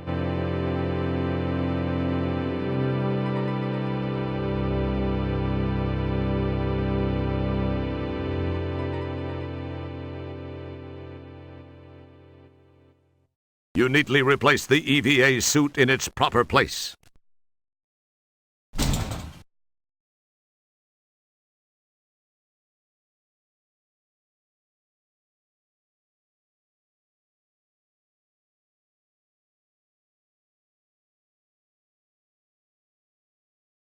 Good work, sir.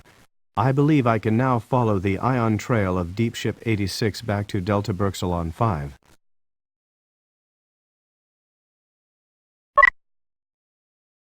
The power is not currently on. The power is not currently on.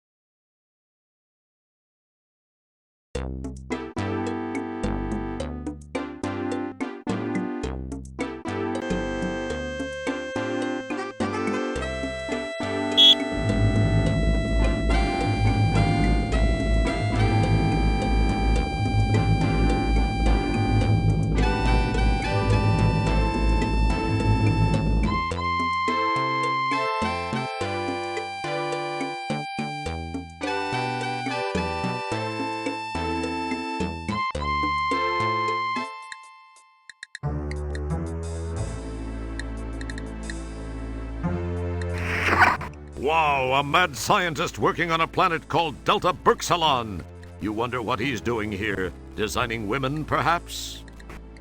Sorry? Nano.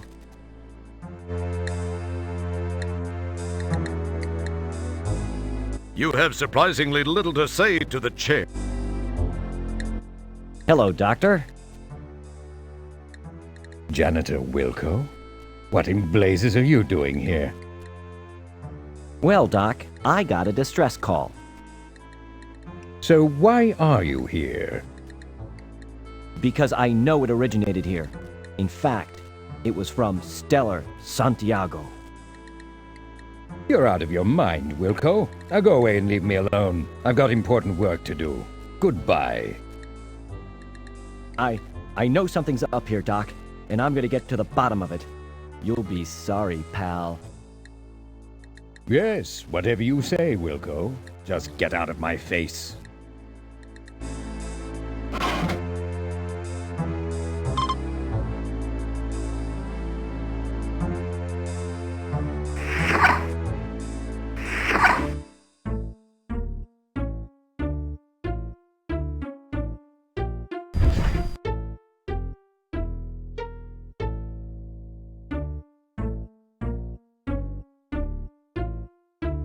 It appears to be a Callahan Moddy.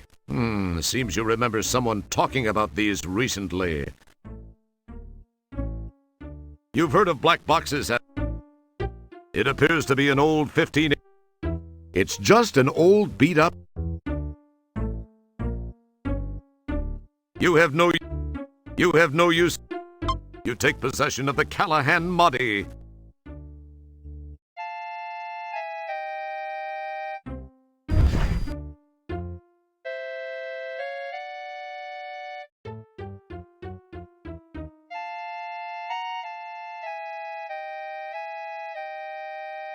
The door is a microbe-safe biofilter with quasi...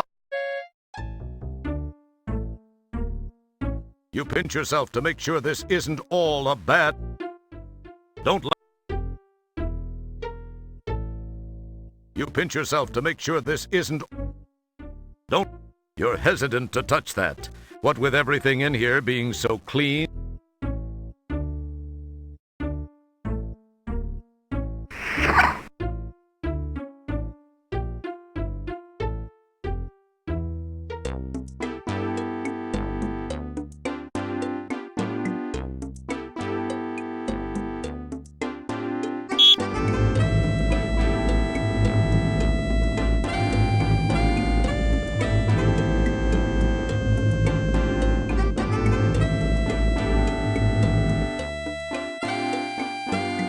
The Ascendopad guide.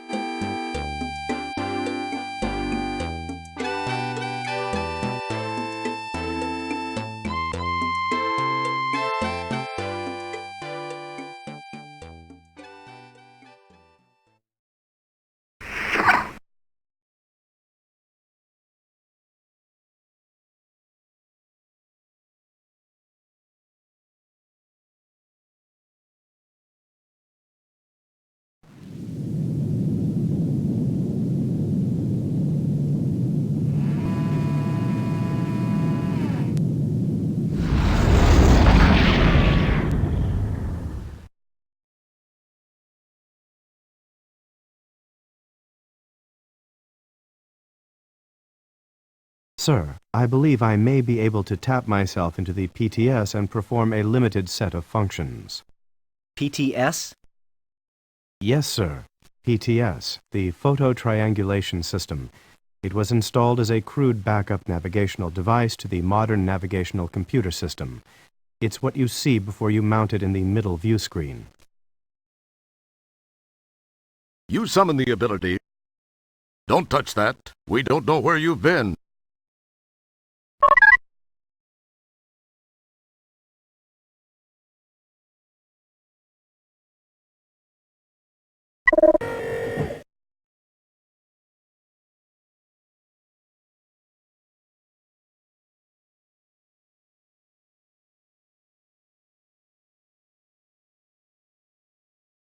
You peel apart the photo and negative from your first PTS image.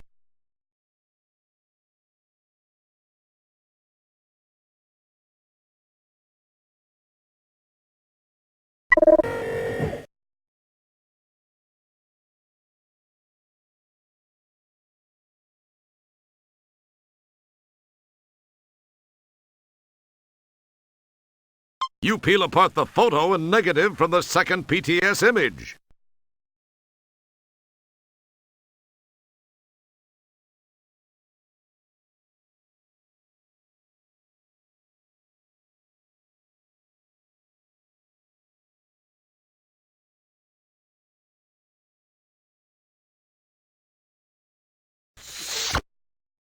The PTS is online and working. We can now launch to polysorbate.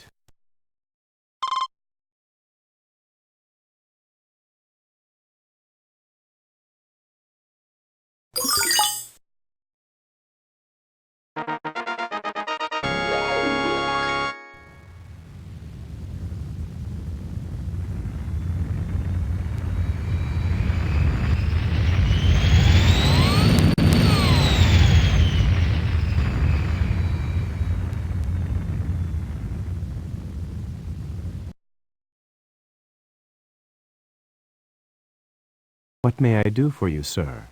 Step over to the transport pad and I will beam you down to the surface of polysorbate.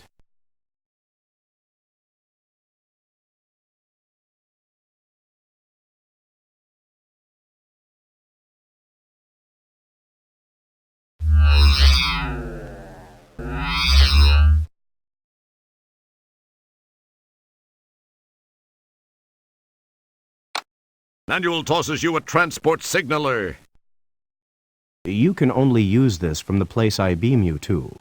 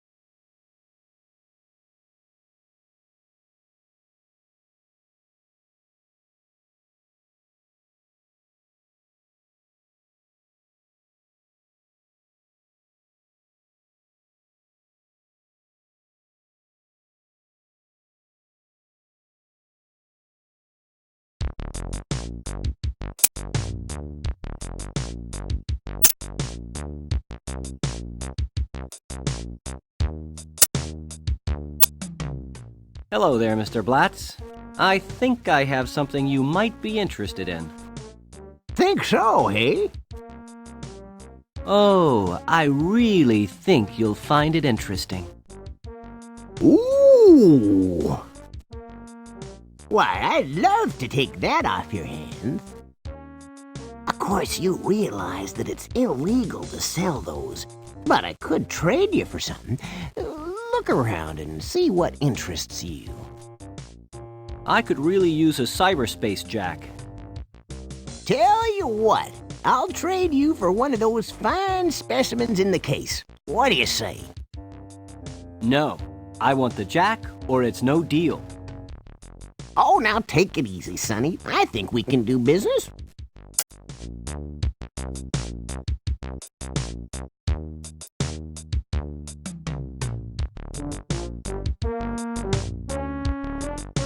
I'm glad you see it my way. It's been a pleasure. Take care, Fester. I gotta fly.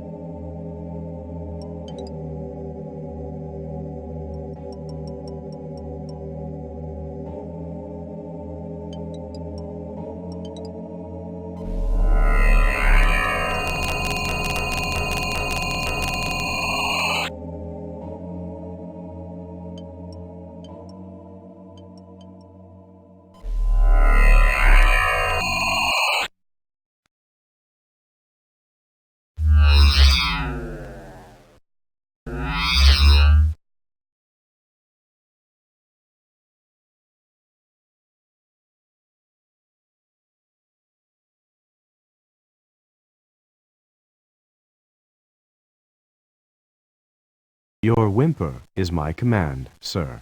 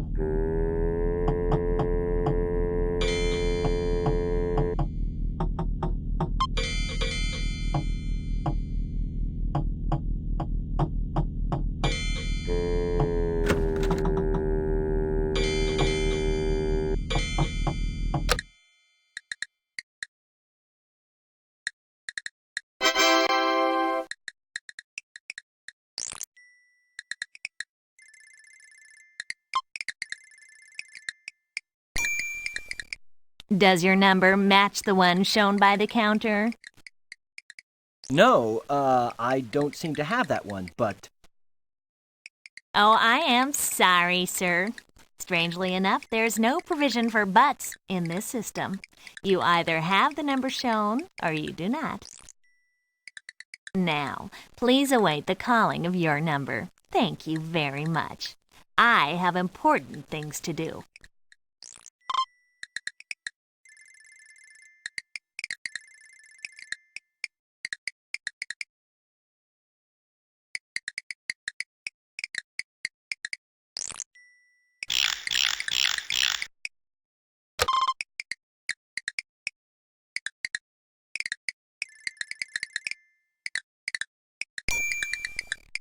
Does your number match the one shown by the counter?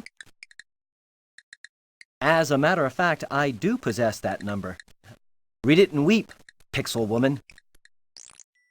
Oh no, you can't possibly. Oh. Well, I guess you're right. You bet your palate, little 32 by 32 pixel mama.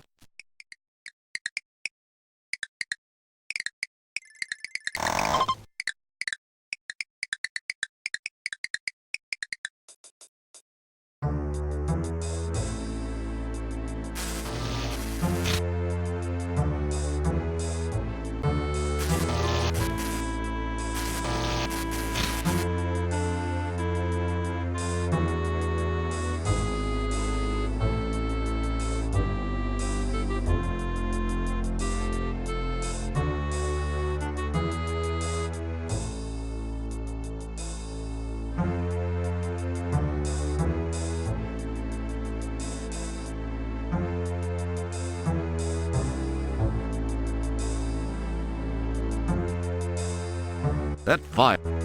That file.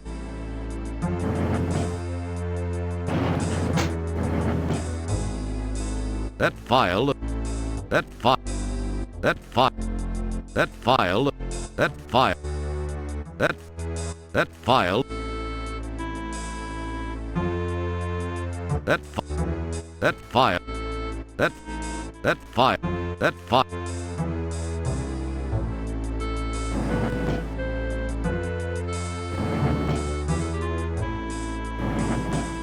That file.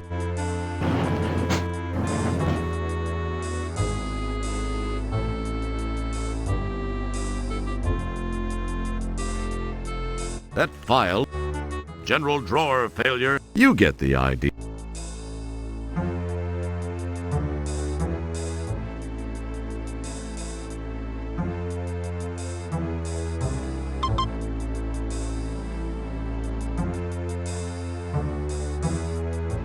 As much fun as...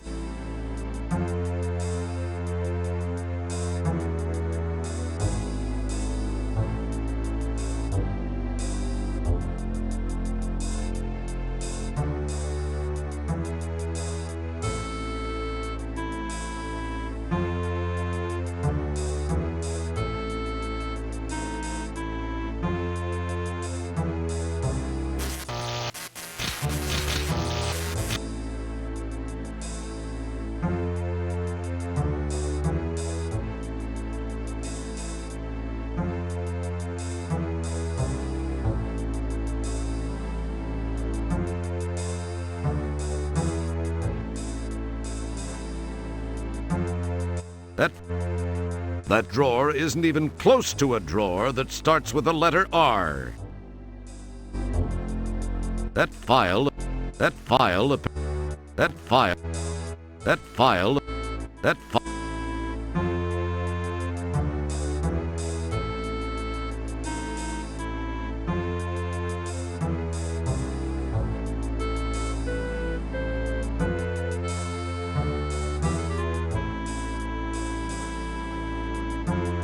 That file.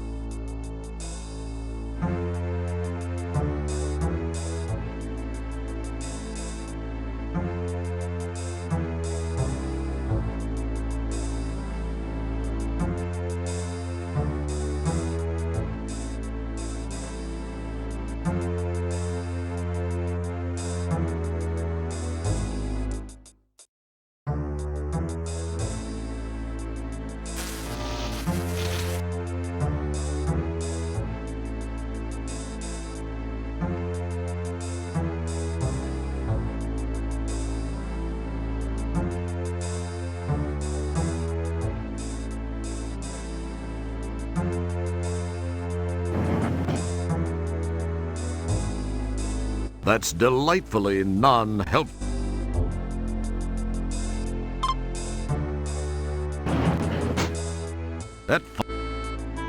That file.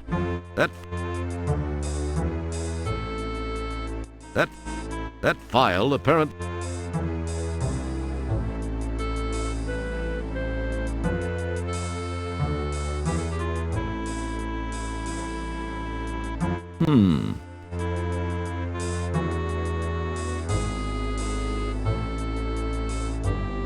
That file. That file. That file. That file. That file. That file. That file. That file. That file. That file.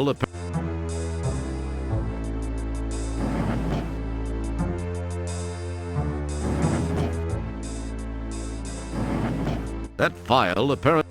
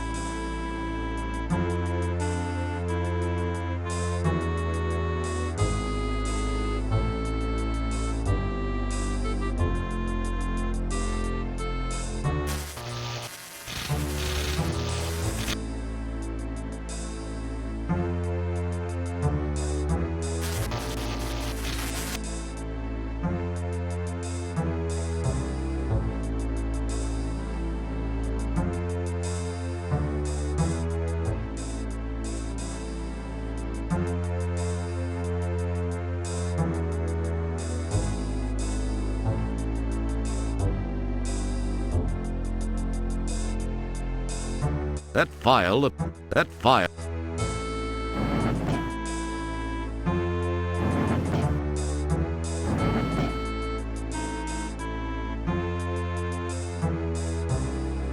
General. You get the idea.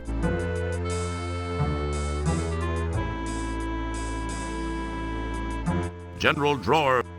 You get the idea.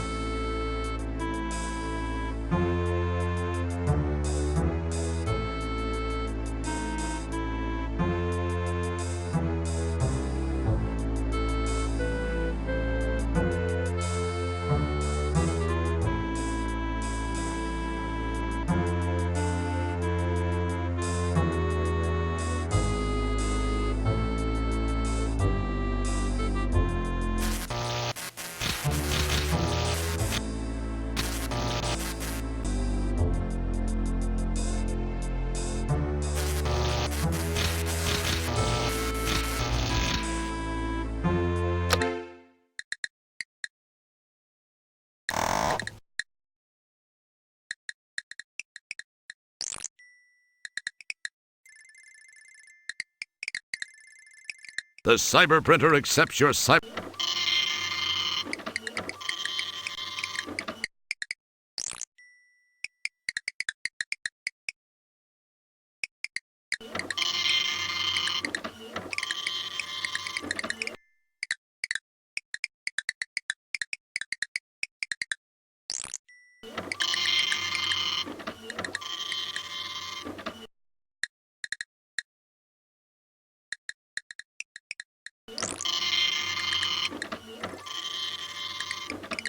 Next.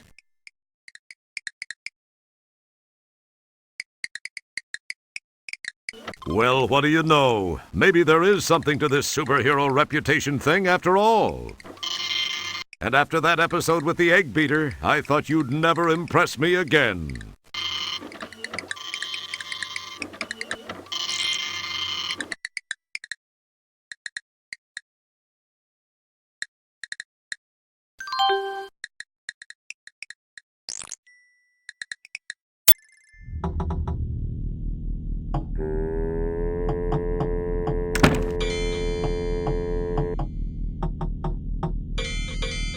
Bet you can't fit that thing in your pants. Guess I was wrong. It does fit. There must be plenty of spare room in there.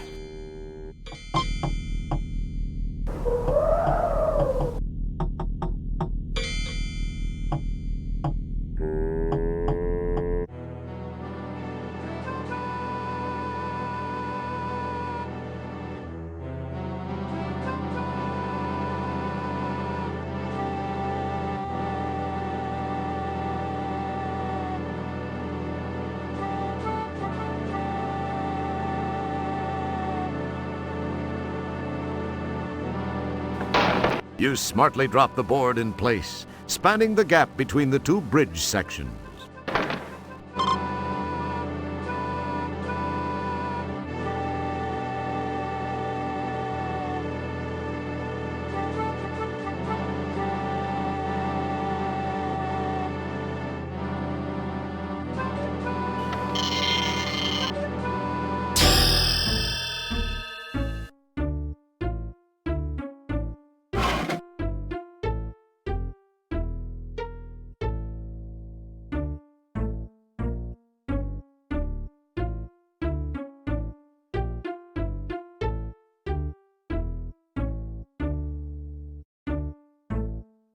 Well, Dr. Bellows, I think you've got some explaining to do.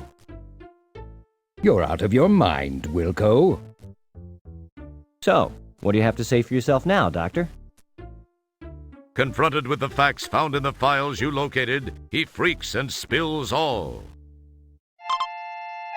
Oh, my... Eloquently stated. I didn't think this all the way through until I'd crossed my own personal ethical line. I was already... It had already gone too far. The experiments alone... I thought I could do just this one thing and still live with myself. Love can move a person to do some strange things, Wilco. She knew how I felt and used it to her advantage. I think I know what you mean about that love thing, but wait a minute. Slow down. Are you saying you have the hots for... I mean, you are actually romantically intrigued by Sharpay? Wow. You are serious. I agree that love can make you do some weird stuff. In this case, though, it made you do some stuff that was unethical and illegal, Doctor. Where is Stellar Santiago? I know she was alive, that her death was faked. What have you done with her? Great Caesar's ghost. The woman, she's still alive, but I'm afraid not much time remains. She is? What do you mean, not much time remains?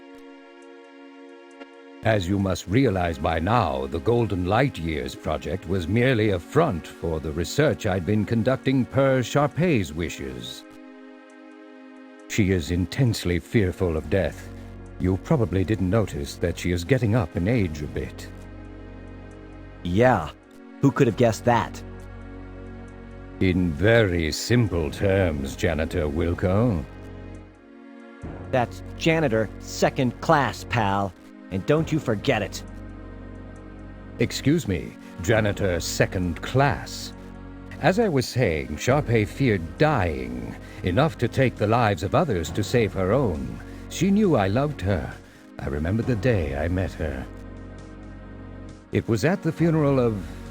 Oh, I believe it was her fourth husband, and I remember never having seen her look so radiant. I fell for her, hard, and she knew it. You should have seen her in black. I'll pass, thanks. Just tell me about Stellar. Okay. The bottom line is that I have developed a way to extend Sharpay's life by transferring her mental essence into the body of another. It was to be you until your friend Stellar Santiago got in the way. We thought no one would miss you. Go figure. What I have done is to employ nanotechnology to take over the designated host body, as is happening with your friend as we speak. Stellar's body is being taken over by Sharpay? Jeez, I don't understand. Is there anything we could do to stop it? I've never really thought of it that way. Well, think about it now. We have to save Stellar. You can't let her die. You can redeem yourself at least to some degree, Doc. As much as it pains me to admit it, you're right, Roger. You're right. Okay, I think I may have a plan. We can save her. There are some interesting spin-off technological breakthroughs. I'm going to send you in to stop Sharpay. Say what? No, I don't think... It's her only chance. If you seriously care for your friend, you'll do this. Oh, the only way, huh? The only way. Well, okay then. I hope you're sure about this. I'm positive. Here's how we shall go about it. You will move your shuttle into Lab B. Meanwhile, I will generate new software for your shuttle's navigational system, which will help you locate the nanites, the very small robotic devices I developed for the intrusion. One of them is Sharpay. If you can stop Sharpay, well, your friend's chances of survival improve immensely. Then, once I have located and extracted you, I shall work to repair whatever damage may have been done to Stellar during the attempted incursion.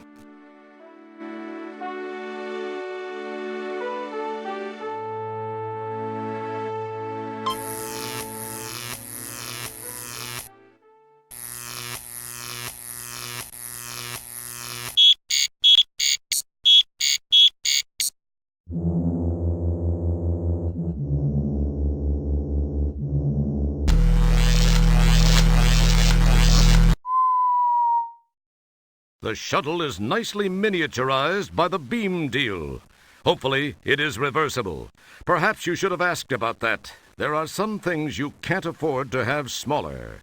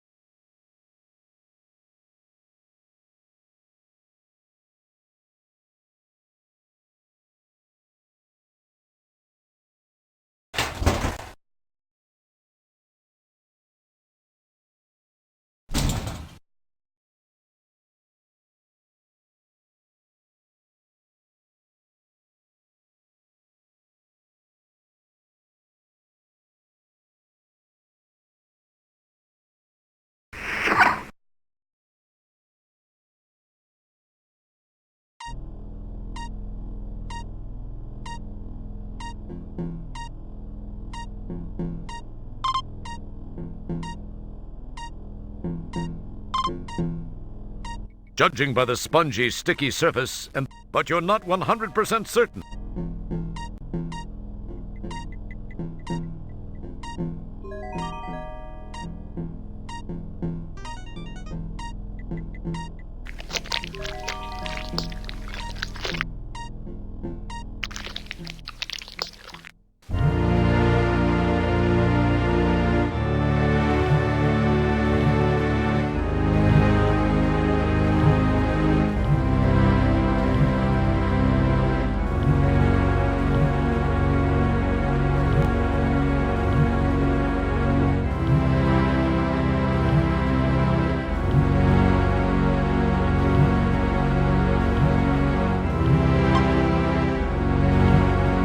You acquire a candy.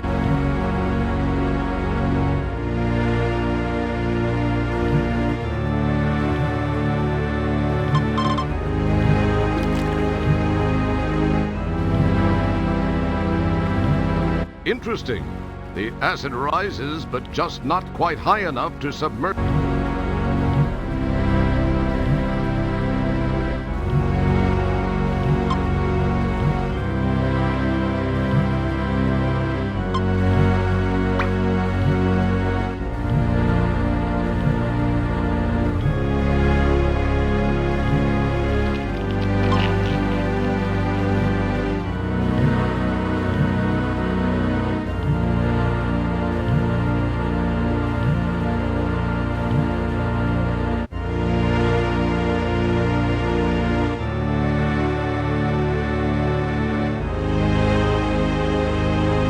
In this galaxy.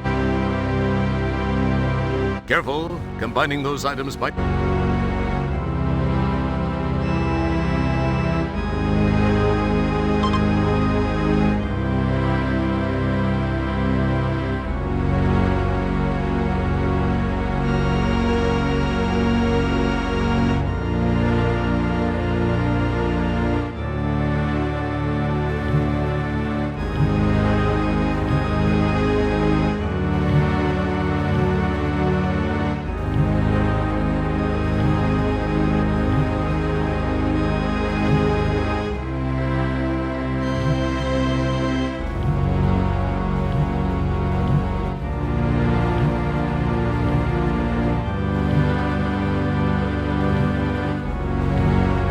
Nice shot!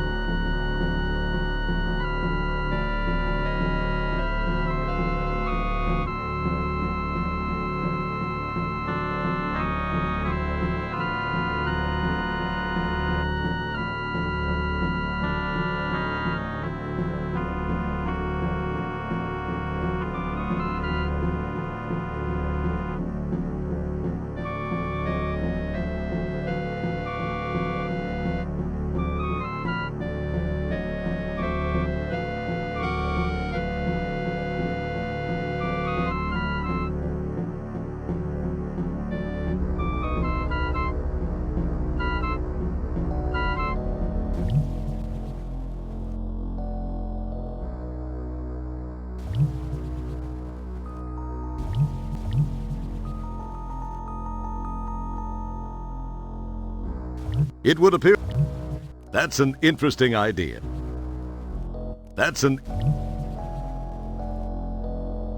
You cleverly tape the capillaries together.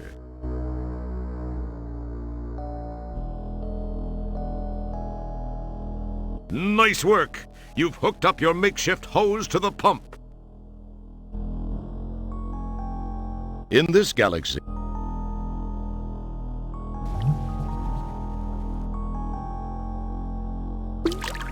you chuck one of the taped capillaries over the muscular ledge. It drops into the pool.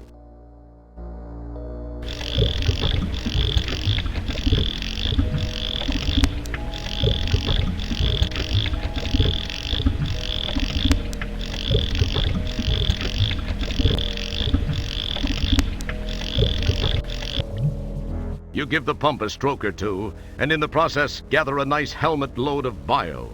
I guess congratulations are in order.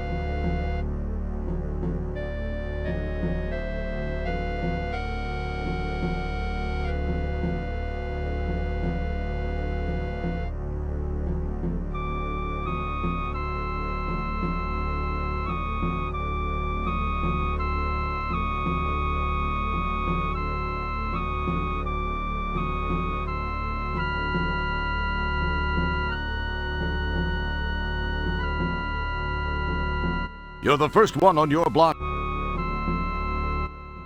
You get finger...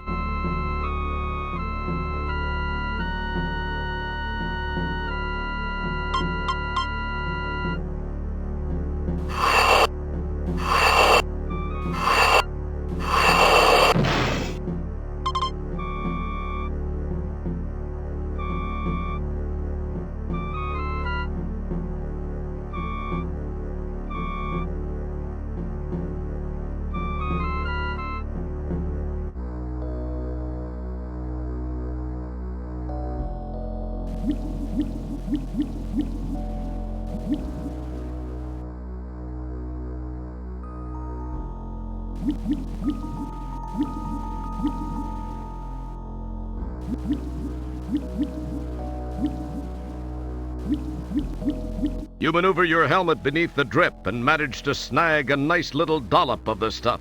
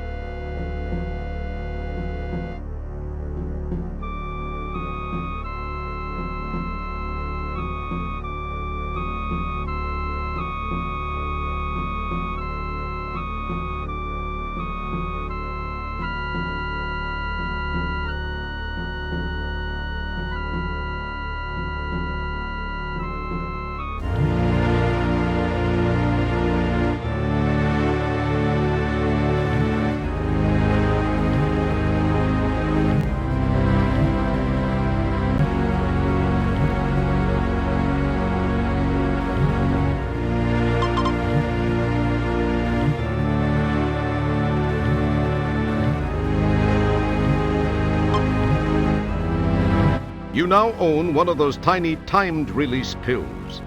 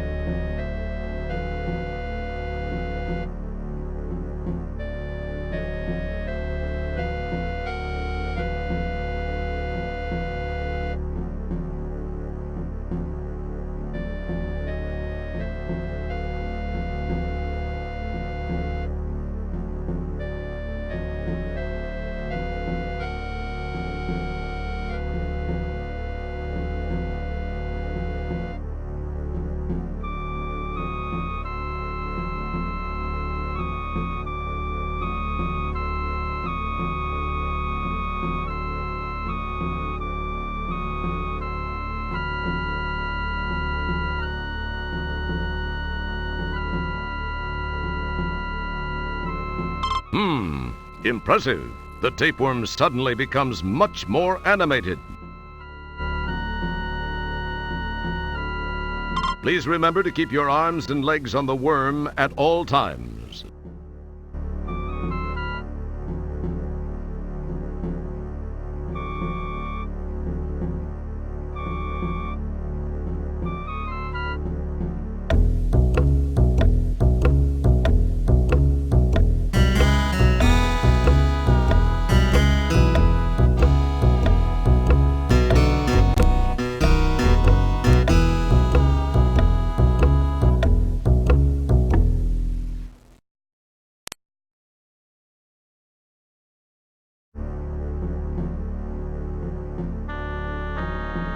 Yow! Now that's a ride you won't take in the Magic Kingdom.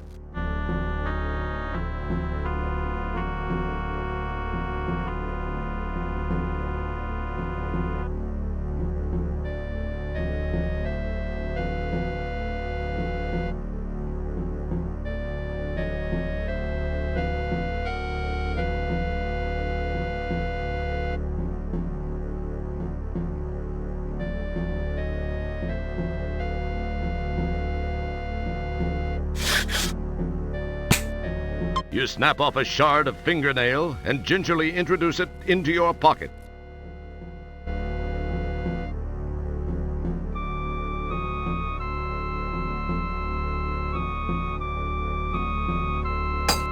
You carefully, very carefully, stow the paper clip in your pocket.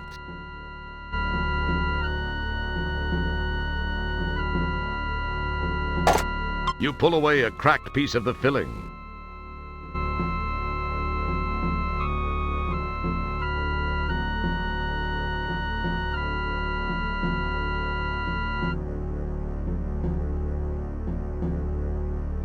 So you like the worm, huh? You like to ride. I let you.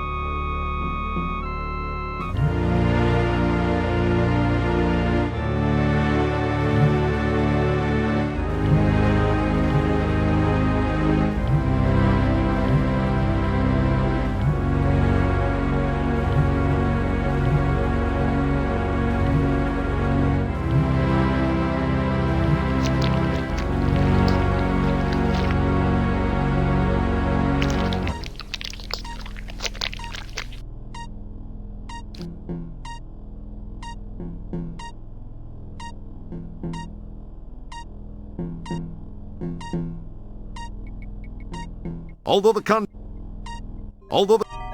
that's an interesting.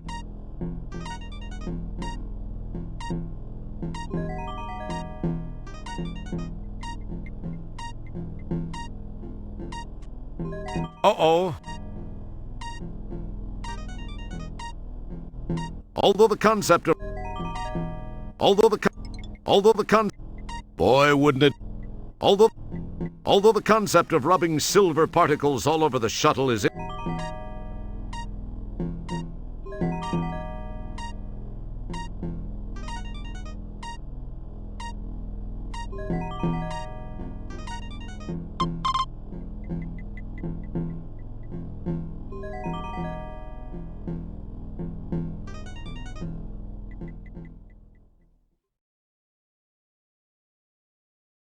you neatly replace the EVA suit in its proper place.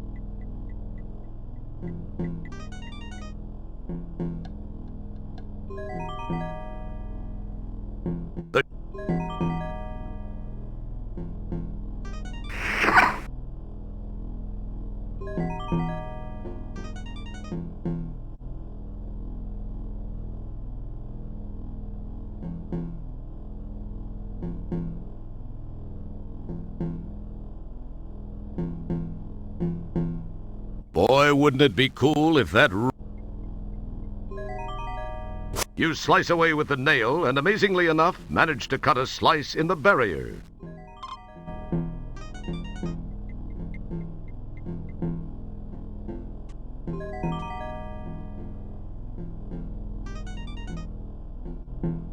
Yikes.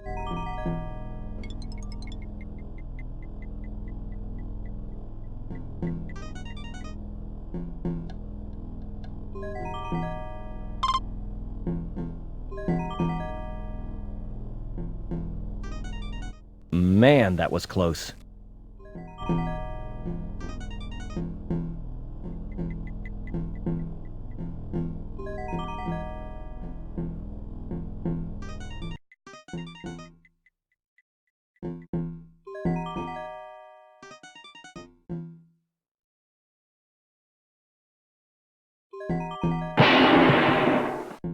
You chuck a gallstone at one of the robots, causing it to think the other one did it.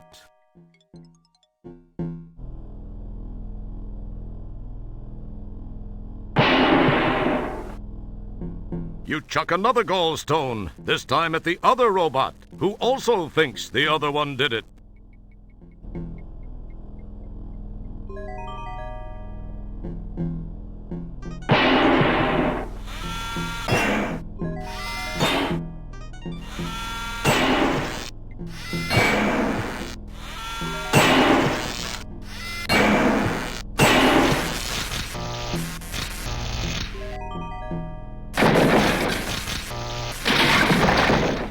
That was quite effective. That was very impressive, Roger. I'll bet that's not something you hear every decade.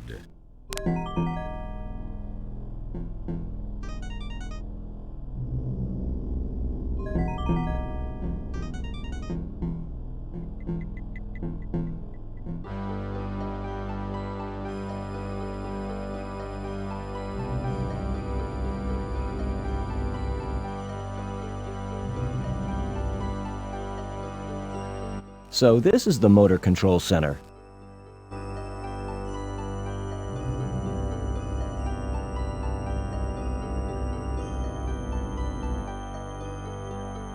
Interesting. The sign says this is Stellar's cough control center.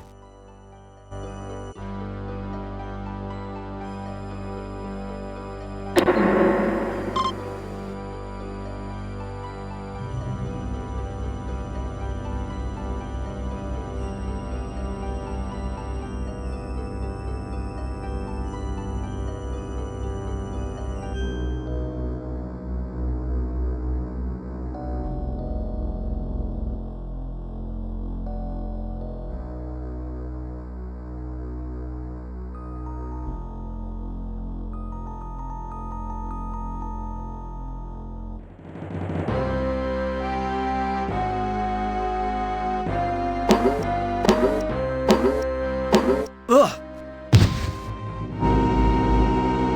Ah! Even in this suit, that hurts like a... Jeez. What's going on here? And what's with that big robot? Well, well, Mr. Wilco. I must confess to being impressed that you made it this far. You are either a very lucky man, or the classic case of how looks can be deceiving.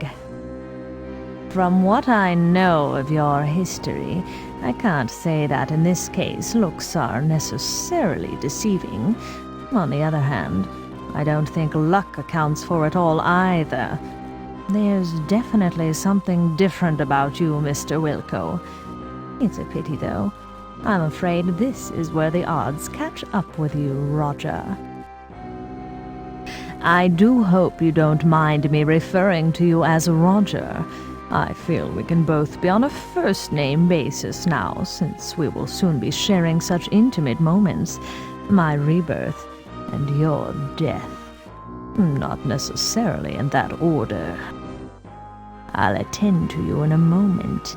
I have a few more little details to finish before I transfer my consciousness into this body. Enjoy it, Roger. It'll be among the very last of your memories.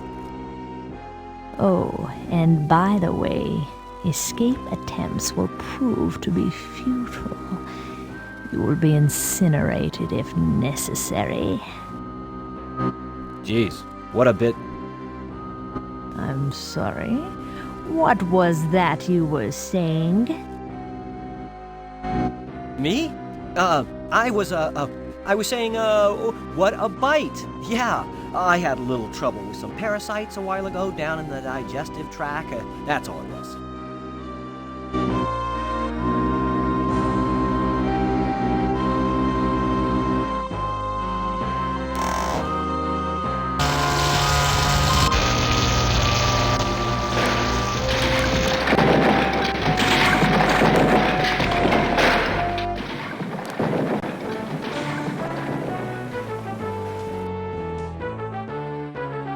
Wow, that was actually a great idea.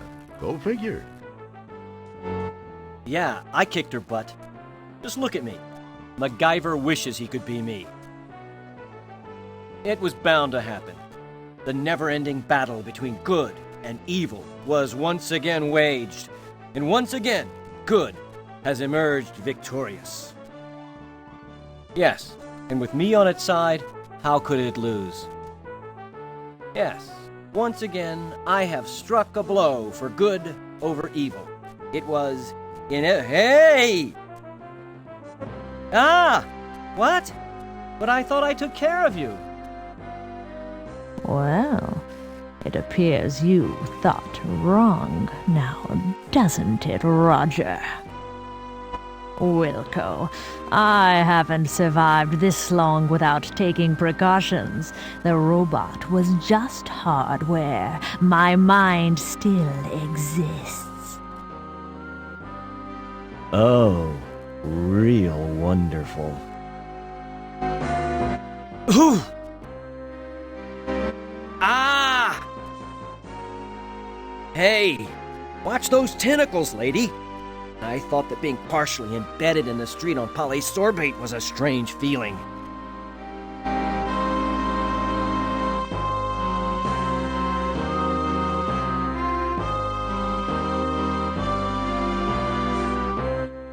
Fish, that's brain food.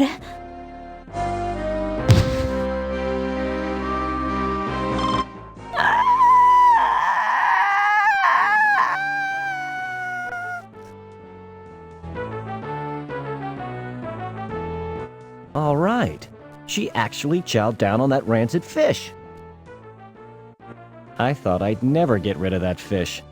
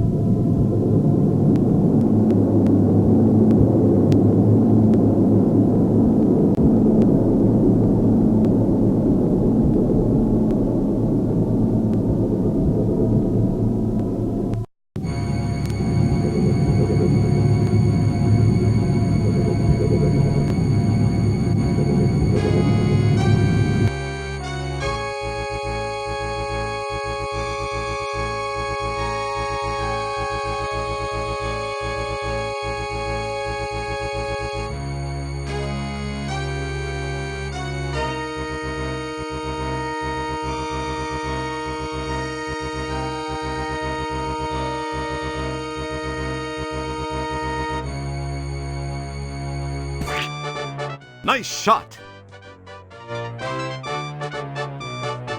Oh, there you are, Wilco.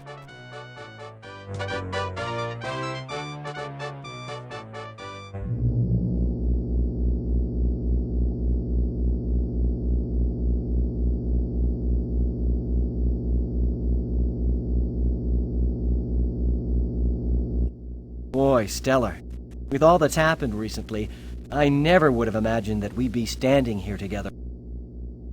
It is a miracle, Roger. I was afraid that by the time you got my message, it would be too late. I was certain I was doomed. But you didn't let me down. What you did was incredibly brave, Roger, not to mention intensely risky. It took Dr. Bellows a lot of work to clean up after you and Sharpay. I must say, Roger, there's not a man in the universe who knows me inside the way you do. It was a strange feeling, but I went in there all business. There wasn't a moment I wasn't thinking of your welfare. Oh, give me a break. Let me put my boots on. It's getting deep in here. Cheese it, pal, or I'll rip out your larynx and you won't be able to get a job doing bad voiceover work for Chinese action pictures. What did you say, Roger? Oh, I was just mumbling to myself. You know, Stellar, there's one thing I noticed while inside you I thought I might share. And what's that, Roger? You eat like a goat. You really have to change your eating habits, Stellar. I saw some things in your digestive tract I wouldn't wish on Sludge Vohall. You really have to clean up your consumption act.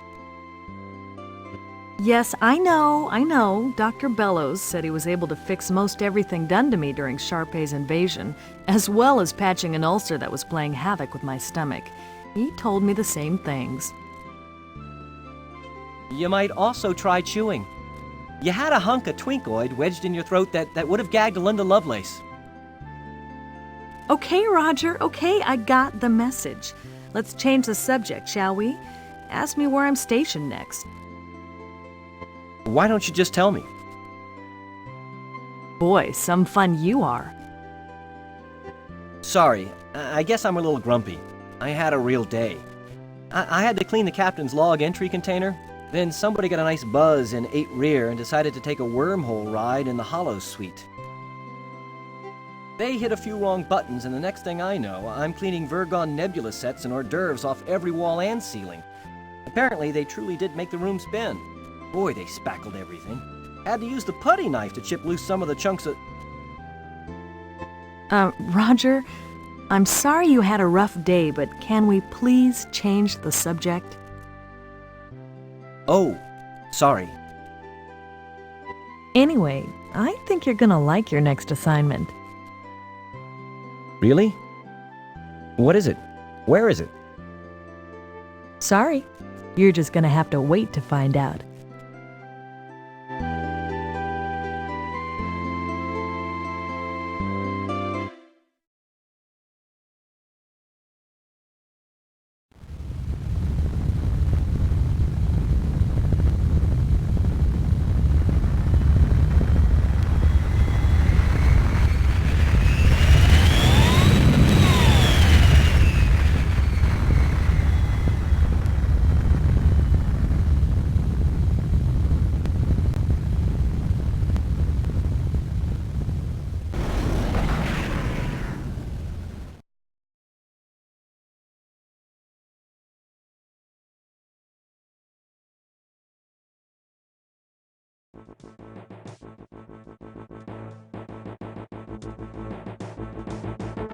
As Roger and Stellar warp off into the nebula set, many questions remain.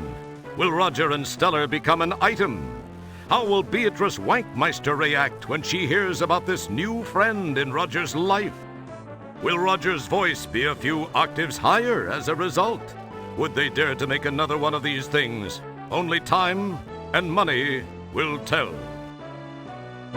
I've been up to my lips in urinal pucks lately. I hope it's something different.